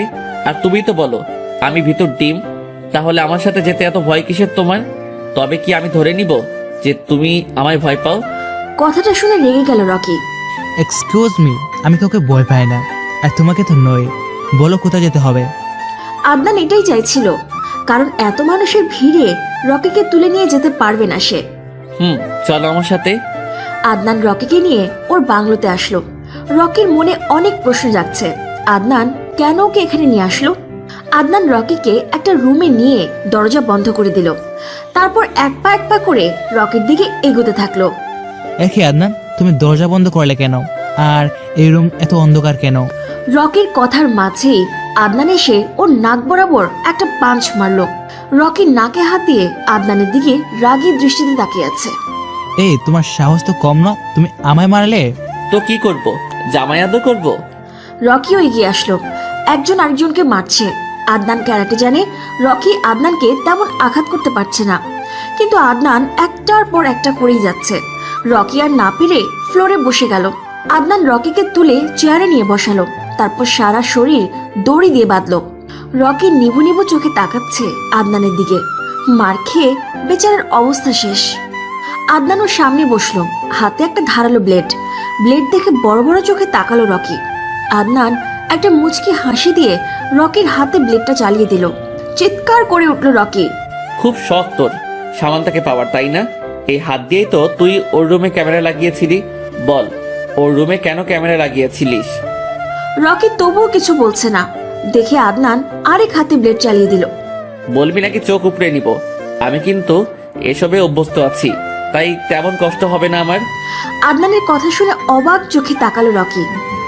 বলবি কিনা বল। কি বলবো? কি বলার কি বাকি রাখছো তোমরা? তোমাদের কারণে আমার বাবা 2 মাস পুলিশের হেফাজতে ছিল আর আমার মা 3 মাস কোমায় ছিল। তাই আমি রিভেঞ্জ নেওয়ার জন্য সামন্তের সাথে এসব করেছি। আর আমার মনে হয় আমি যা করেছি বেশ করেছি। সোহানা আন্টি কোমায় গিয়েছিল গাড়ির নিচে চাপা পড়ার কারণে, আর উনি কোমা থেকে ফিরে আসার পর রোহান আঙ্কেল নিজে পুলিশের কাছে গিয়ে সোহানা আন্টি আর ওনার কুকর্মের কথা স্বীকার করেছিলেন। জানিসই তো বাংলাদেশে এখন এসবের জন্য কিন্তু শাস্তি প্রদান করার ব্যবস্থা করা হয়েছে, তাই ওনাকে 5 মাসের জেল দেওয়া হয়েছিল। প্রথমে ওনাকে বলা হয়েছিল যেন সোহানা আন্টিকে বিয়ে করে নেন, বাট আঙ্কেল রাজি ছিলেন না। প্রায় 1 মাস পর রেহান আঙ্কেল রাজি হলেন আর ওনাকেও জেল থেকে মুক্তি দেওয়া হয়েছিল। কি সত্যি বললাম তো, নাকি ভেজাল আছে? তাহলে এখানে তুই আমাদের দোষ কোথায় দেখলি যে আমাদের উপরে রিভেঞ্জ নেওয়ার জন্য উঠে পড়ে লেগেছিস? আমি এত কিছু জানি না, আমি শুধু জানি এসবের জন্য তোরা দায়ী। আমার কি মনে হয় জানিস রকি, তুই না মানসিকভাবে সিক। একজন সুস্থ মানুষ সবকিছু জেনে এমন পাগলামো জীবনেও করবে না। তুই সব সময় তোর মস্তিষ্কের কথা শুনেছিস, মনের কথা শুনিসনি, মন দিয়ে বিচার করিসনি। যদি মনের কথা শুনতিসই তাহলে এসব করতি না। সে যাই হোক, তোকে তোর কর্মের শাস্তি পেতেই হবে। কথাটা বলে আদনান রকির শার্টের কয়েকটা বোতাম খুলে শার্টের নিচে নামালো। তারপর রকির কাঁধে ব্লেডটা চালিয়ে দিল। রকির ঠোঁট কামড়ে ধরলো। চিৎকার করছে না, কিন্তু চোখ থেকে ছড়ছড় করে পানি পড়ছে। আদনান ওর আরেক কাঁধেও ব্লেড চালিয়ে দিল। তারপর একটা বাটি নিয়ে আসলো, যেটাতে মরিচের গুঁড়ো আর নুন মেশানো আছে। আদনান একটা বাঁকা হাসি দিয়ে ওর কাটা স্থানে নুন আর মরিচের গুঁড়ো লাগিয়ে দিল। রকির হাত বারবার কেঁপে উঠছে। হাত বাঁধা থাকার কারণে কিচ্ছু করতে পারছে না সে। আদনান একটু একটু করে সব কাটা স্থানে নুন আর মরিচ লাগিয়ে দিল। রকির চোখ মুখ লাল হয়ে গেছে। আদনান একটা চেয়ারে বসে বলল, আপাতত এটাই তোর পানিশমেন্ট। রেহান আঙ্কেলের দিকে তাকিয়ে তোকে মাফ করে দিলাম, না হলে তোর পরিণতি খুব ভয়ানক হতো। তোর বাবা আমাদের ফ্যামিলি সদস্যদের মতোই একজন, অনেক উপকার করেছেন আমার আর আমার চাচ্চুর, তাই তোকে ছেড়ে দিলাম। বাট এটা বুঝিস না যে আমি তোকে মাফ করে দিয়েছি। তোর প্রতি রাগ আর ক্রোধ আমার শরীরে শিরায় শিরায় বয়ে যাচ্ছে। ইচ্ছে তো হচ্ছিল তোকে খুন করে ফেলি, বাট এটা আমি করতে পারবো না। বাই দ্য ওয়ে যাচ্ছি আমি, তুই আপাতত 7-10 দিন এভাবে বন্দি থাক, তোর খাওয়া দাওয়া সব বন্ধ। কথাটা বলেই আদনান রুম থেকে বেরিয়ে বাইরের দরজায় তালা মেরে দিল। বাড়িতে ভাইয়া সবাইকে মিথ্যা কথা বলেছিল যে আমি আমার বান্ধবীর বাসায় ছিলাম, তাই কেউ তেমন চিন্তা করেনি। ড্রয়িং রুমে বসে আছি আর নখ কামড়াচ্ছি। ভাইয়া কখন আসবে আর সামনাসামনি দেখব। বেশ কিছুক্ষণ পর ভাইয়া বাসায় এলেন। আমার দিকে একবার তাকিয়ে আবার সিঁড়ি পেয়ে উপরে চলে গেলেন। আমি ভাইয়াকে ডাক দিতে গিয়েও দেইনি। কি মুখ নিয়ে ডাক দিব ভাইয়াকে? রাতে সবাই ডিনারে বসেছি। ভাইয়া আসার উপলক্ষে আম্মু আর মামুনি ভাইয়ার পছন্দের খাবার রান্না করেছে। সবাই ডাইনিং এ বসে ভাইয়ার জন্য অপেক্ষা করছে। বেশ কিছুক্ষণ পরে ভাইয়া এলেন, একটা 3/4 প্যান্ট আর লাল টি শার্ট পরে। ভাইয়া একেবারেও আমার দিকে তাকায়নি। টেবিলে না বসেই ভাইয়া বললেন, সামান্তা যদি আমার সাথে বসে খাবার খায় তাহলে আমি খাবার খাবো না। কথাটা বলে ভাইয়া পুনরায় ওনার রুমে চলে গেলেন। হয়েছে শান্তি, ছেলেটার সাথে এরকম না করলেও পারতিস। চলে গেছে বেশ করেছে, তোর সাথে এক টেবিলে বসে খাবার খাওয়ার কোনো মানেই হয় না। রিঙ্কি, এসব কি করছিস? মেয়েটা খেতে বসেছে, ওকে খেতে দে। আদনান না হয় পরে খেয়ে নেবে। ও যখন টেবিলে বসেছে তাহলে ও খেয়ে নিক না। আমি আর কিছু না বলে খাবার ফেলেই চলে আসলাম। আব্বু, বড় আব্বু, মামুনি, জিএম সবাই পিছে পিছে ডাকছে, তবু আমি না দাঁড়িয়ে চলে আসলাম। সত্যি তো, ভাইয়া আমার জন্য না খেয়ে আছে, আর আমি কি করে খেতাম? রিঙ্কি, এবার তুই শান্তি হয়েছে? নে, এবার মেয়েটাও না খেয়ে চলে গেল। কেন শুধু শুধু বকতে গেলি বলতো? রুহি দেখ, সামান্তা যা করেছে সেটা একেবারে অন্যায়। আমরা তো শুধু আদনানকেই দোষারোপ করে যাচ্ছিলাম, যেখানে ছেলেটা একেবারে নির্দোষ। তুই যদি না বলতিস তাহলে তো আমি জানতেই পারতাম না। হয়েছে, এবার খাওয়া স্টার্ট করো। খাবার ঠান্ডা হয়ে যাচ্ছে তো। আর রিঙ্কি, খাবার খেয়ে একটু তাড়াতাড়ি চলে আইসো। আরোহী একটু হেসে বলল, হ্যাঁ রিঙ্কি, তাড়াতাড়ি যাস, না হলে তোর হাজবেন্ড তোকে অনেক মিস করবে ইয়ার। রিঙ্কি একটু লাজুক হেসে সেও খাবারে মনোযোগ দিল। আদনান বারবার উকি দিয়ে দেখছে সবার খাওয়া শেষ হয়েছে কিনা। সবার খাওয়া শেষ হলে তারপরে সে খাবে। পেটে অলরেডি ইঁদুর দৌড়াচ্ছে খিদায়। সামান্থারও সেম অবস্থা। সে মনে করেছে আদনান খাচ্ছে, তাই সে অপেক্ষায় আছে কখন খাওয়া শেষ হবে আর সে খাবে। অপেক্ষার অবসান ঘটিয়ে সবার খাওয়া শেষ হলো। সামান্থা তাড়াতাড়ি কিচেনে চলে গেল পাতিলে খাবার আছে কিনা দেখার জন্য। সামান্থা খাবার দেখে সেও প্লেটে খাবার বেড়ে কিচেনে খাবার খাওয়া শুরু করে দিল। আদনান একটু পরে কিচেনে গেল। এ কি সামু, এখানে কি করছে? সে যাই করুক, আমার কি? সামান্থা খাবার খাওয়ায় এতটাই মগ্ন যে আদনান কোন দিক দিয়ে খাবার নিয়ে চলে গেল সেটা টেরই পায়নি। সামান্থা খেয়ে সবকিছু আবার আগের মতো করে রেখে দিয়েছে, যেন সে খায়নি। কিচেন থেকে বেরিয়ে এসে দেখলো আদনান ডাইনিং এ বসে একমনে খেয়ে যাচ্ছে। এ কি, ভাইয়া তো দেখছি খাবার খাচ্ছে, আর খাবার তো সব কিচেনেই ছিল। তাহলে ও মাই গডনেস, তার মানে আমি যখন খাওয়ায় মনোযোগ ছিলাম তখন ভাইয়া এখান থেকে খাবার নিয়েছে আর আমি বুঝতেই পারিনি। আবার খাওয়া অলরেডি শুরু করে দিয়েছে। সামান্থার কিছু না ভেবে সিঁড়ি বেয়ে আস্তে আস্তে ওপরের রুমে চলে গেল। আদনান একবার তাকিয়ে সেও খাওয়ায় মন দিল। বিকেলে ছাদে দাঁড়িয়ে আছে সামান্থা। বাতাসে তার চুল উঠছে। আজ সে চুল বাঁধার চেষ্টা করছে না, দূর আকাশের লাল আভার দিকে এক মনে তাকিয়ে আছে, যেন সে এই মুহূর্তেই লাল আভায় হারিয়ে যাবে। ছাদে কারো উপস্থিতি টের পেয়ে পেছনে তাকালো সামান্থা। আদনান পকেটে হাত গুজে পেছন ফিরে দাঁড়িয়ে আছে। দুজন দুই দিকে মুখ করে, একজন পূর্ব দিকে আরেকজন পশ্চিম দিকে। কিছুক্ষণ পর আদনানের মুঠোফোন বেজে উঠল। তাকিয়ে দেখলো জুই কল করেছে। আদনান একটা মুচকি হাসি দিয়ে কলটা রিসিভ করলো। সামান্থা ওর দিকে এক দৃষ্টিতে তাকিয়ে আছে, তাই আদনানের মুচকি হাসি ও চোখ এড়ায়নি। হ্যালো জুই, কেমন আছো? যদিও আমি জানি তুমি ভালো আছো। তুমি তো আমি ভালো আছি কি না মন্দ আছি সেটাও জানো দেখছি। জানবো না তো কি করে হয়? আচ্ছা আদনান, তুমি কি এটা আমার সাথে ঠিক করেছো? বিড়িতে চলে গেছো আর একবারও বলনি আমায়। আমার কত ইচ্ছে ছিল তুমি যখন যাবে তখন আমিও তোমার সাথে যাব, তার হলো কই? অ্যাকচুয়ালি জুই একটা কাজ পড়ে গিয়েছিল, তাই তাড়াতাড়ি ফিরতে হলো, আর তোমাকেও জানাতে পারিনি। আর আমার সাথে আসনি তো কি হয়েছে, এবার চলে আসো, আমাদের বাসায় থাকবে তুমি যতদিন তোমার ইচ্ছা, আর আমি নিজে তোমায় রিসিভ করতে যাব। সত্যি? ঠিক আছে, আমি এই কয়েকদিনের ভিতরেই আসার চেষ্টা করছি। ভালো থেকো কেমন? কথাটা বলেই জুই কল কেটে দিল। আদনান সামান্থাকে জ্বালানোর জন্য ফোন কানে রেখে দিয়েছে, আর বেবি জানু এমন করছে। সামান্থা আর এক মুহূর্ত না দাঁড়িয়ে চোখ মুছতে মুছতে চলে গেল। আদনান সেদিকে তাকিয়ে একটু বাঁকা হাসি হাসলো। আমাদের খোকস ডায়েরি চ্যানেলের সকল প্রকারের পাওয়ার গল্প দেখতে আমাদের চ্যানেলটি সাবস্ক্রাইব করে বেল আইকনে ক্লিক করুন। সামান্তা খানের জ্বলন হচ্ছে, চলো আরো ভালো করে চলো, জ্বলতে জ্বলতে শেষ হয়ে যাও। এখন কষ্ট লাগছে? আমারও কষ্ট হতো, বাট তুই বুঝিসনি। এবার দেখ কষ্ট কাকে বলে। এখন থেকে প্রতিনিয়ত কষ্টই পাবি তুই। কষ্টই হলো তোর একমাত্র সঙ্গী।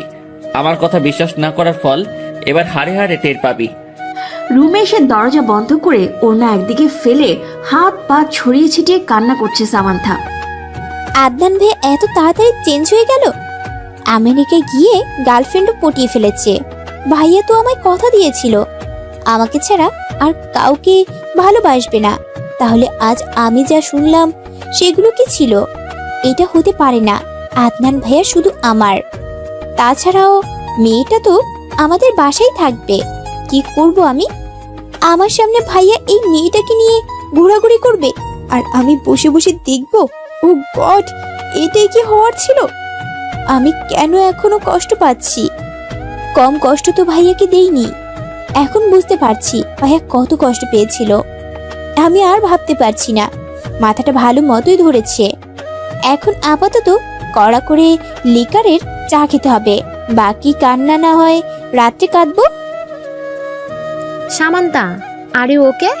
হ্যাঁ মামুনি, আমি একদম ঠিক আছি। জাস্ট মাথা ব্যথা করছিল, তাই চা বসিয়েছি। তোমরা কি চা খাবে? না, আমরা এখন খাবো না, রান্না বান্না শেষ করে তারপর আমরা খাবো। ওকে। সামান্থা চা ছেঁকে কাপে নিতেই আদনানের আগমন। মা চা হবে? তোর কি হলো, আজ এমন টাইমে চা চাইলি যে? আসলে মা ভেবেছিলাম চা খাবো, আর আজকের গোধূলি দেখবো, তাই। সামান্তা বানিয়েছে, ওর কাছ থেকে একটু নিয়ে নে। আমি কারো বানানোটা খাবো না। তোমরা যখন বিজিত তাহলে আমি বানিয়ে দিচ্ছি। আমারও ঠেকা পড়ে নাই, কাউকে হুদাই চা বানিয়ে খাওয়াবো। কথাটা বলেই সামান্থা একটা ভেঙচি কেটে চলে গেল। অসভ্য মেয়ে। তা আদনান, আজ তুই চা বানাচ্ছিস, পারবি তো? কেন ছোট আম্মু, আমাকে কি তোমাদের কাছে অকর্মা মনে হয়? আমি চা বানাবো আর সবার জন্য।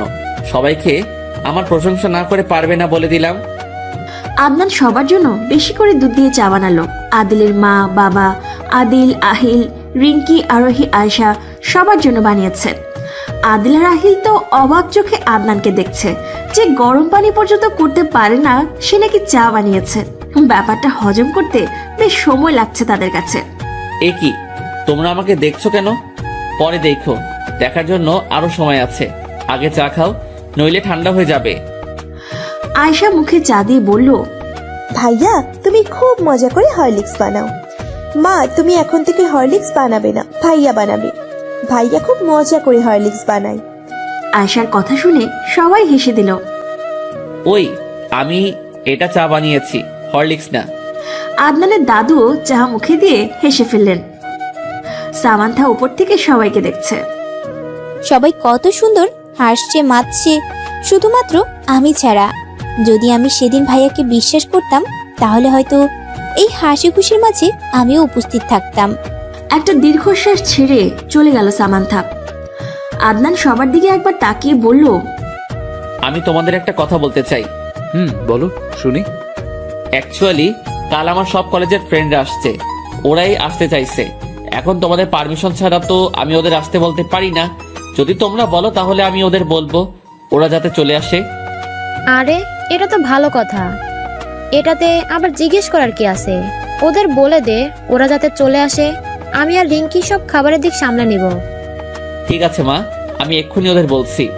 সকালে ঘুম থেকে উঠে ফ্রেশ হয়ে নিচে গিয়ে দেখলাম সবাই অলরেডি খাওয়া শুরু করে দিয়েছে। আমি টেবিলে গিয়ে প্লেট, একটু জেলি আর দুটো ব্রেড নিলাম। আপাতত এটা খেলেই পেট ভরে যাবে। প্লেট নিয়ে সোফায় চলে গেলাম, না হলে আবার আদনান সাহেব খাবেন না। সকাল 12:40 দিকে গেটের দিকে হইচই দেখে এগিয়ে গেল সামান্থা। গেটে প্রায় 15-20 জন ছেলে মেয়ে দাঁড়িয়ে আছে। ও তাহলে এরাই হলো আদনান ভাইয়ের কলেজ ফ্রেন্ড। মশার পাল কোথাকার।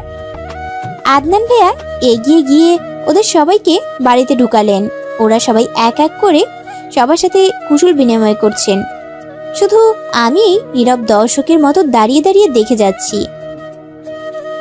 আদনানের এক ফ্রেন্ড জুবায়ের অনেকক্ষণ ধরে সামান্থাকে দেখছে, আর সেটা কেউ ফলো না করলেও আদনান কিন্তু করছে। আদনান এগিয়ে গেল জুবায়েরের দিকে। হেই ব্রো, ওদিকে কি দেখছিস? না আসলে, আচ্ছা এই মেয়েটা কে রে ভাই? কি সুন্দর দেখতে, কি মায়াবী চেহারা, একটু পটিয়ে দে না ভাই। ওদিকে নজর দিস না, ওটা আমার জন্য বুক করা। তুই বরং অন্যদিকে নজর দে। কি? ও তাহলে তোর? হ্যাঁ, যেটা বুঝেছিস সেটাই। কিছুক্ষণ পর আয়েশা নিচে এলো। এত মানুষ দেখিয়ে তার চোখ ছানা বড়া। এই যে তোমরা কি বিয়ে বাড়িতে এসেছো? আয়েশার কথা শুনে সবাই আয়েশার দিকে তাকালো। আয়েশা মাথায় দুদিকে ছুটি বেঁধেছে, মুখ ফুলিয়ে কোমরে 2 হাত দিয়ে কথাটা বলল সে। আদনানের ফ্রেন্ড মাহফুজ আয়েশার নমুনা দেখে দাঁত বের করে হেসে ফেলল। এই যে দাঁত বের করছো কেন? দাঁত ভেঙে দিব। আয়েশার কথা শুনে মাহফুজ তাড়াতাড়ি তার মুখ বন্ধ করলো। আদনানের আরেক ফ্রেন্ড আবির বলে উঠল, আরে ভাই দেখ দেখ কিরকম গরুর মতো শিং বেঁধেছে, পুরাই গরু লাগছে। একটা লেজ থাকলে আরো ভালো হতো। আচ্ছা, আমাকে মনে হয় গরুর মতো লাগছে, আর তুমি যে কবুতরের মতো চুল খাড়া করে রেখেছো তাতে তোমায় বান্দরের মতো লাগছে। আয়েশার কথা শুনে আবির হেহে করে হেসে দিল। আচ্ছা খোকে, জীবনে তো শুনিনি কবুতরের চুল আছে। তুমি কোথায় কবুতরের চুল দেখলে? আমি দেখেছি বলেই বলেছি। এবার বলো, তোমরা কি বিয়ে বাড়িতে এসেছো? না না, আমরা তো বন্ধুর বাড়িতে এসেছি। বিয়ে বাড়ি কেন আসবো? তাহলে চা খেয়ে চলে যাও। বিয়ে বাড়িতে গেলে ভাত খেতে হয়। কেন গো, তোমাদের বাড়িতে ভাত নেই? আমরা তো ভাত খেয়ে যাব। তুমি এত কিপটু কেন? ওটা কিপটু নয়, কিপটা হবে। আরে আমি তো আদর করে কিপটু বললাম, আর তুমি তাহলে স্বীকার করছো যে তুমি কিপটা। আমি মোটেও কিপটা নই, তোমরা সবাই কিপটা। জানো না, কারো বাসায় গেলে চিপস চকলেট নিয়ে যেতে হয়, এসব না নিয়েই খাম্বাগুলো চলে আসছে। ঠিক আছে, এরপর তোমাদের বাসায় আসলে চিপস আর চকলেটের দোকান সহ নিয়ে আসবো। আর আমাদের যে ভাত খাওয়াবে ওটার খোটা দিও না, তাহলে যে মনে অনেক বড় ধাক্কা লাগবে গো। আচ্ছা ঠিক আছে ঠিক আছে, এত করে যখন বলছো তাহলে আমি খোটা দিব না। কিন্তু হ্যাঁ, এটা মনে রাখবে যে আমি কত দয়ালু, তোমাদের মতো ভিখারিদের খাবার দিয়েছি। আচ্ছা আচ্ছা, মনে রাখবো। এখন তুমি আসতে পারো। আয়েশা চলে গেল। আবির আদনানের দিকে তাকিয়ে বলল, ভাই তোর বোন শেষমেশ আমাদের ভিখারি বানিয়ে দিল। আমি প্রত্যেক দিন ওর জ্বালানো সহ্য করি, এবার তোরা একটু সহ্য কর। ও একটু বেশি পাকনামি করে, কিছু মনে করিস না। আরোহী আর রিঙ্কি সবাইকে ডেকে লাঞ্চ করানোর জন্য ডাইনিংয়ে নিয়ে গেল। সামান্থা কিচেনেই দাঁড়িয়ে আছে।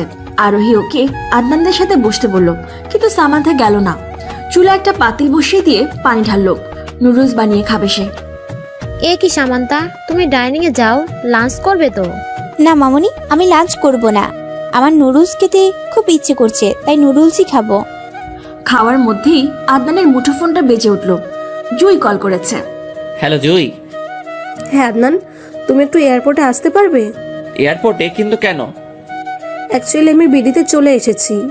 তুমি তো বলেছিলে আমাকে নিতে আসবে, তাহলে আজ আসবে না? ঠিক আছে, আমি আসছি। কে রে আদনান, জুই কি বললো? ও বিডিতে চলে এসেছে, ওকে আনতে যেতে হবে। আমি খেয়েই চলে যাব, বেশি সময় তো লাগে না, জাস্ট 25 মিনিট। তোরাও ওয়েট করিস, ওকে দেখে তারপর যাবি। আদনান খাবারটা খেয়ে ওর বন্ধুদের রেখেই চলে গেল। সামান্তা কিচেন থেকে সব দেখছে আর নিজেই নিজেকে প্রশ্ন করছে, কে এই জুই, যার জন্য ভাইয়া ওনার বন্ধুদের ফেলেও চলে গেল? সেদিন তো এই মেয়েকেই জানু বেবি বলছিল, আর এই মেয়েই তো আমাদের বাড়িতে থাকবে এখন থেকে। ভাইয়া কি সত্যি এই মেয়ের সাথে অ্যাফেয়ারে আছে? সামান্থা বিকেলে ছাদে ওর ফুল গাছে পানি দিচ্ছে। আদনান ফুলের টবগুলো সামান্থার জন্য এনেছিল। অনেকদিন ধরে যত্ন নেওয়া হয় না, তবে আজ একটু যত্ন নেওয়ার ইচ্ছে হচ্ছে, তাই সে পানি দিচ্ছে। সামান্থা বারবার ছাদ থেকে নিচে উকি দিয়ে দেখছে আদনান আসছে কিনা। 1 ঘন্টা হতে চলল, তবুও আসছে না সে। সামান্থার অপেক্ষার অবসান ঘটিয়ে আদনান চলে এলো। এর সাথে জুইও আছে। সামান্থার চোখ ছলছল করছে। সামান্থা নিচে গেল না, ছাদেই একটা দোলনায় বসে পড়ল। আদনান জুইকে নিয়ে সবার সাথে দেখা করালো। জুই শুধু একজনকেই খুঁজছে, সেটা হলো রকি। আদনান, রকি কোথায়? ওকে তো দেখছি না। তুমি হঠাৎ রকিকে খুঁজছো যে? না মানে সবাই যখন এখানে, তাহলে রকিরও তো থাকার কথা, রাইট? জানি না, ওকে তো আমি ফোন করেছিলাম, বাট রিসিভ করেনি। আমি ওকে অনেকদিন ধরে ফোন করছি, বাট ফোন ধরছে না। ও কি জানে না আমি ওকে কতটা মিস করছি? মানে মিস করছো মানে? আসলে আদনান, তোমাকে বলা হয়নি, আমার আর রকির বিয়ে ঠিক হয়ে গেছে। অ্যাফেয়ারে আমরা আছি। আমি বিডিতে আসলেই বিয়ে হওয়ার কথা ছিল, বাট ওকে তো পাচ্ছি না। প্লিজ আদনান, তুমি কিছু একটা করো, দেখো কোথাও ওকে পাও কিনা। আমি দেখছি কি করা যায়। আদনানের ফ্রেন্ডরা চলে গেল। আদনানও কোথায় চলে গেছে। জুইয়ের একা একা ভালো লাগছে না, তাই সে ছাদে গেছে। ছাদে গিয়ে দেখলো সামান্থা মন খারাপ করে আকাশের দিকে তাকিয়ে আছে। জুই চিনতে পারলো না সামান্থাকে। হেই, হু আর ইউ? কারো কণ্ঠ শুনে ধ্যান ভাঙলো সামান্থার। তাকিয়ে দেখলো জুই তাকে প্রশ্নটা করেছে।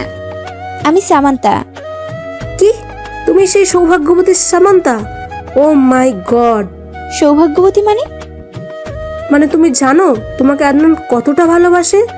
আমেরিকায় থাকতে যখন ওর কাছে যেতাম না, তখন শুধু তোমার কথাই বলতো, আর তোমার ছবির দিকে ছলছল চোখে তাকিয়ে থাকতো। বাই দ্য ওয়ে, তোমার কি মন খারাপ? নিচেও তো গেলে না। না এমনি। চিচি, আদনান ভাইয়ের বিষয়ে আমি এসব কি ভাবছিলাম। ভাইয়া আবার আমায় ভুল প্রমাণিত করলো। এই লোকটার কাছে কখনো জিততে পারিনি আমি। তবে আজকে যাই হয়ে যাক, আদনান ভাইয়ার মান আমি ভাঙাবো। কিন্তু ভাইয়া কোথায় গেল? ভাইয়াকে তো দেখছি না। আদনান ওর বাংলোতে গেছে। রকি যেই রুমে আছে সেই রুমের দরজা খুলে দেখলো রকি চেয়ারে হেলান দিয়ে চোখ বুজে আছে। ওর অবস্থা একেবারে করুণ। না চাইতেও আদনানের চোখ ছলছল করে উঠল। হাজার হলেও নিজের ফ্রেন্ড বলে কথা। আদনান দেরি না করে রকির হাত পায়ের বাঁধন খুলে দিল। কারো স্পর্শ পেয়ে চোখ মেলে তাকালো রকি। আদনান ওর কাটা স্থানের দিকে তাকিয়ে দেখলো একেবারে ঘা হয়ে গেছে। চল আমার সাথে, তোকে হসপিটালে নিয়ে যাব। না আদনান, আমি হসপিটালে যাব না।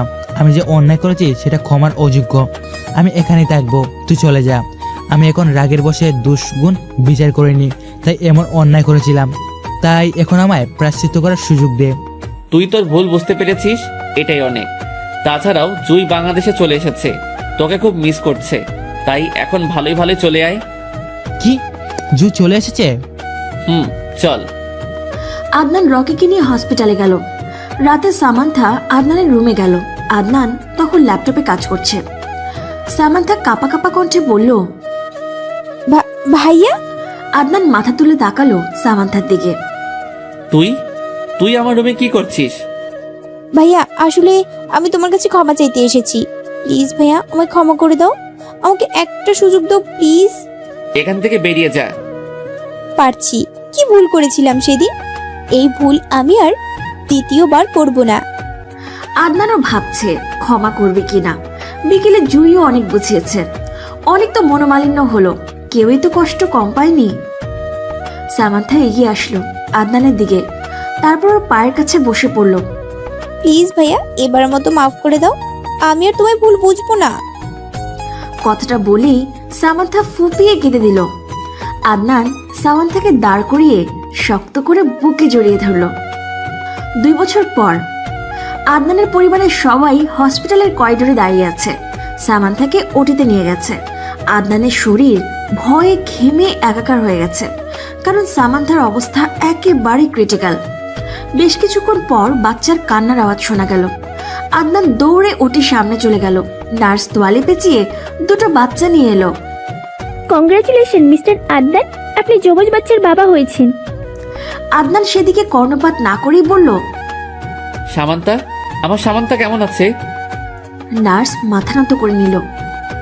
এ কি নার্স, বলছেন না কেন? আমার সামান্তা কেমন আছে? আদনান, আপনার স্ত্রী আর নেই, উনি মারা গেছেন। 2টো বেবি কনসিভ করতে ওনার খুব কষ্ট হয়েছে। আমরা বাচ্চাটাকে বাঁচাতে পেরেছি, কিন্তু ওনাকে শত চেষ্টা করেও বাঁচাতে পারিনি, সব আল্লাহর হাতে। আদনান নার্সকে ঠেলে ওটিতে চলে গেল। সেখানে সামান্থার নিথর দেহ পড়ে আছে, হাতে এখনো ক্যানলা লাগানো।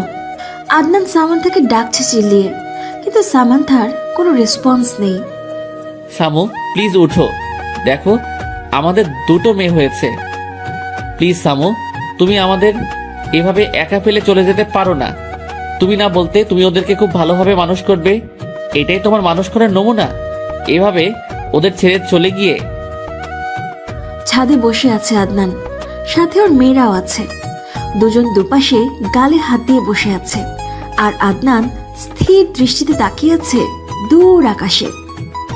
বাবা, আমার মা কোথায়? ওই দূর আকাশে, তাই না বাবা? মা আসে না কেন? জানো, মাকে না আমি খুব মিস করি, কিন্তু মা খুব পচা, আমাদের কাছে আসে না। আমি মায়ের সাথে রাগ করেছি। আদনান তার মেয়েদের জড়িয়ে ধরল। এইভাবে বলে না মা, তোমার মা শুনলে খুব কষ্ট পাবে। তোমার মা যে তোমাদের সব সময় দেখে। আদনান একটা দীর্ঘ শ্বাস ছাড়ল। সামান্তা, আমাদের ছেড়ে থাকতে কি তোমার খুব ভালো লাগে? খুব না বলতে তোমার অসীম ভালোবাসা দেখাবে আমাকে, এটাই তোমার অসীম ভালোবাসা? আদনানের চোখ থেকে 2 ফোঁটা জল গড়িয়ে পড়ল।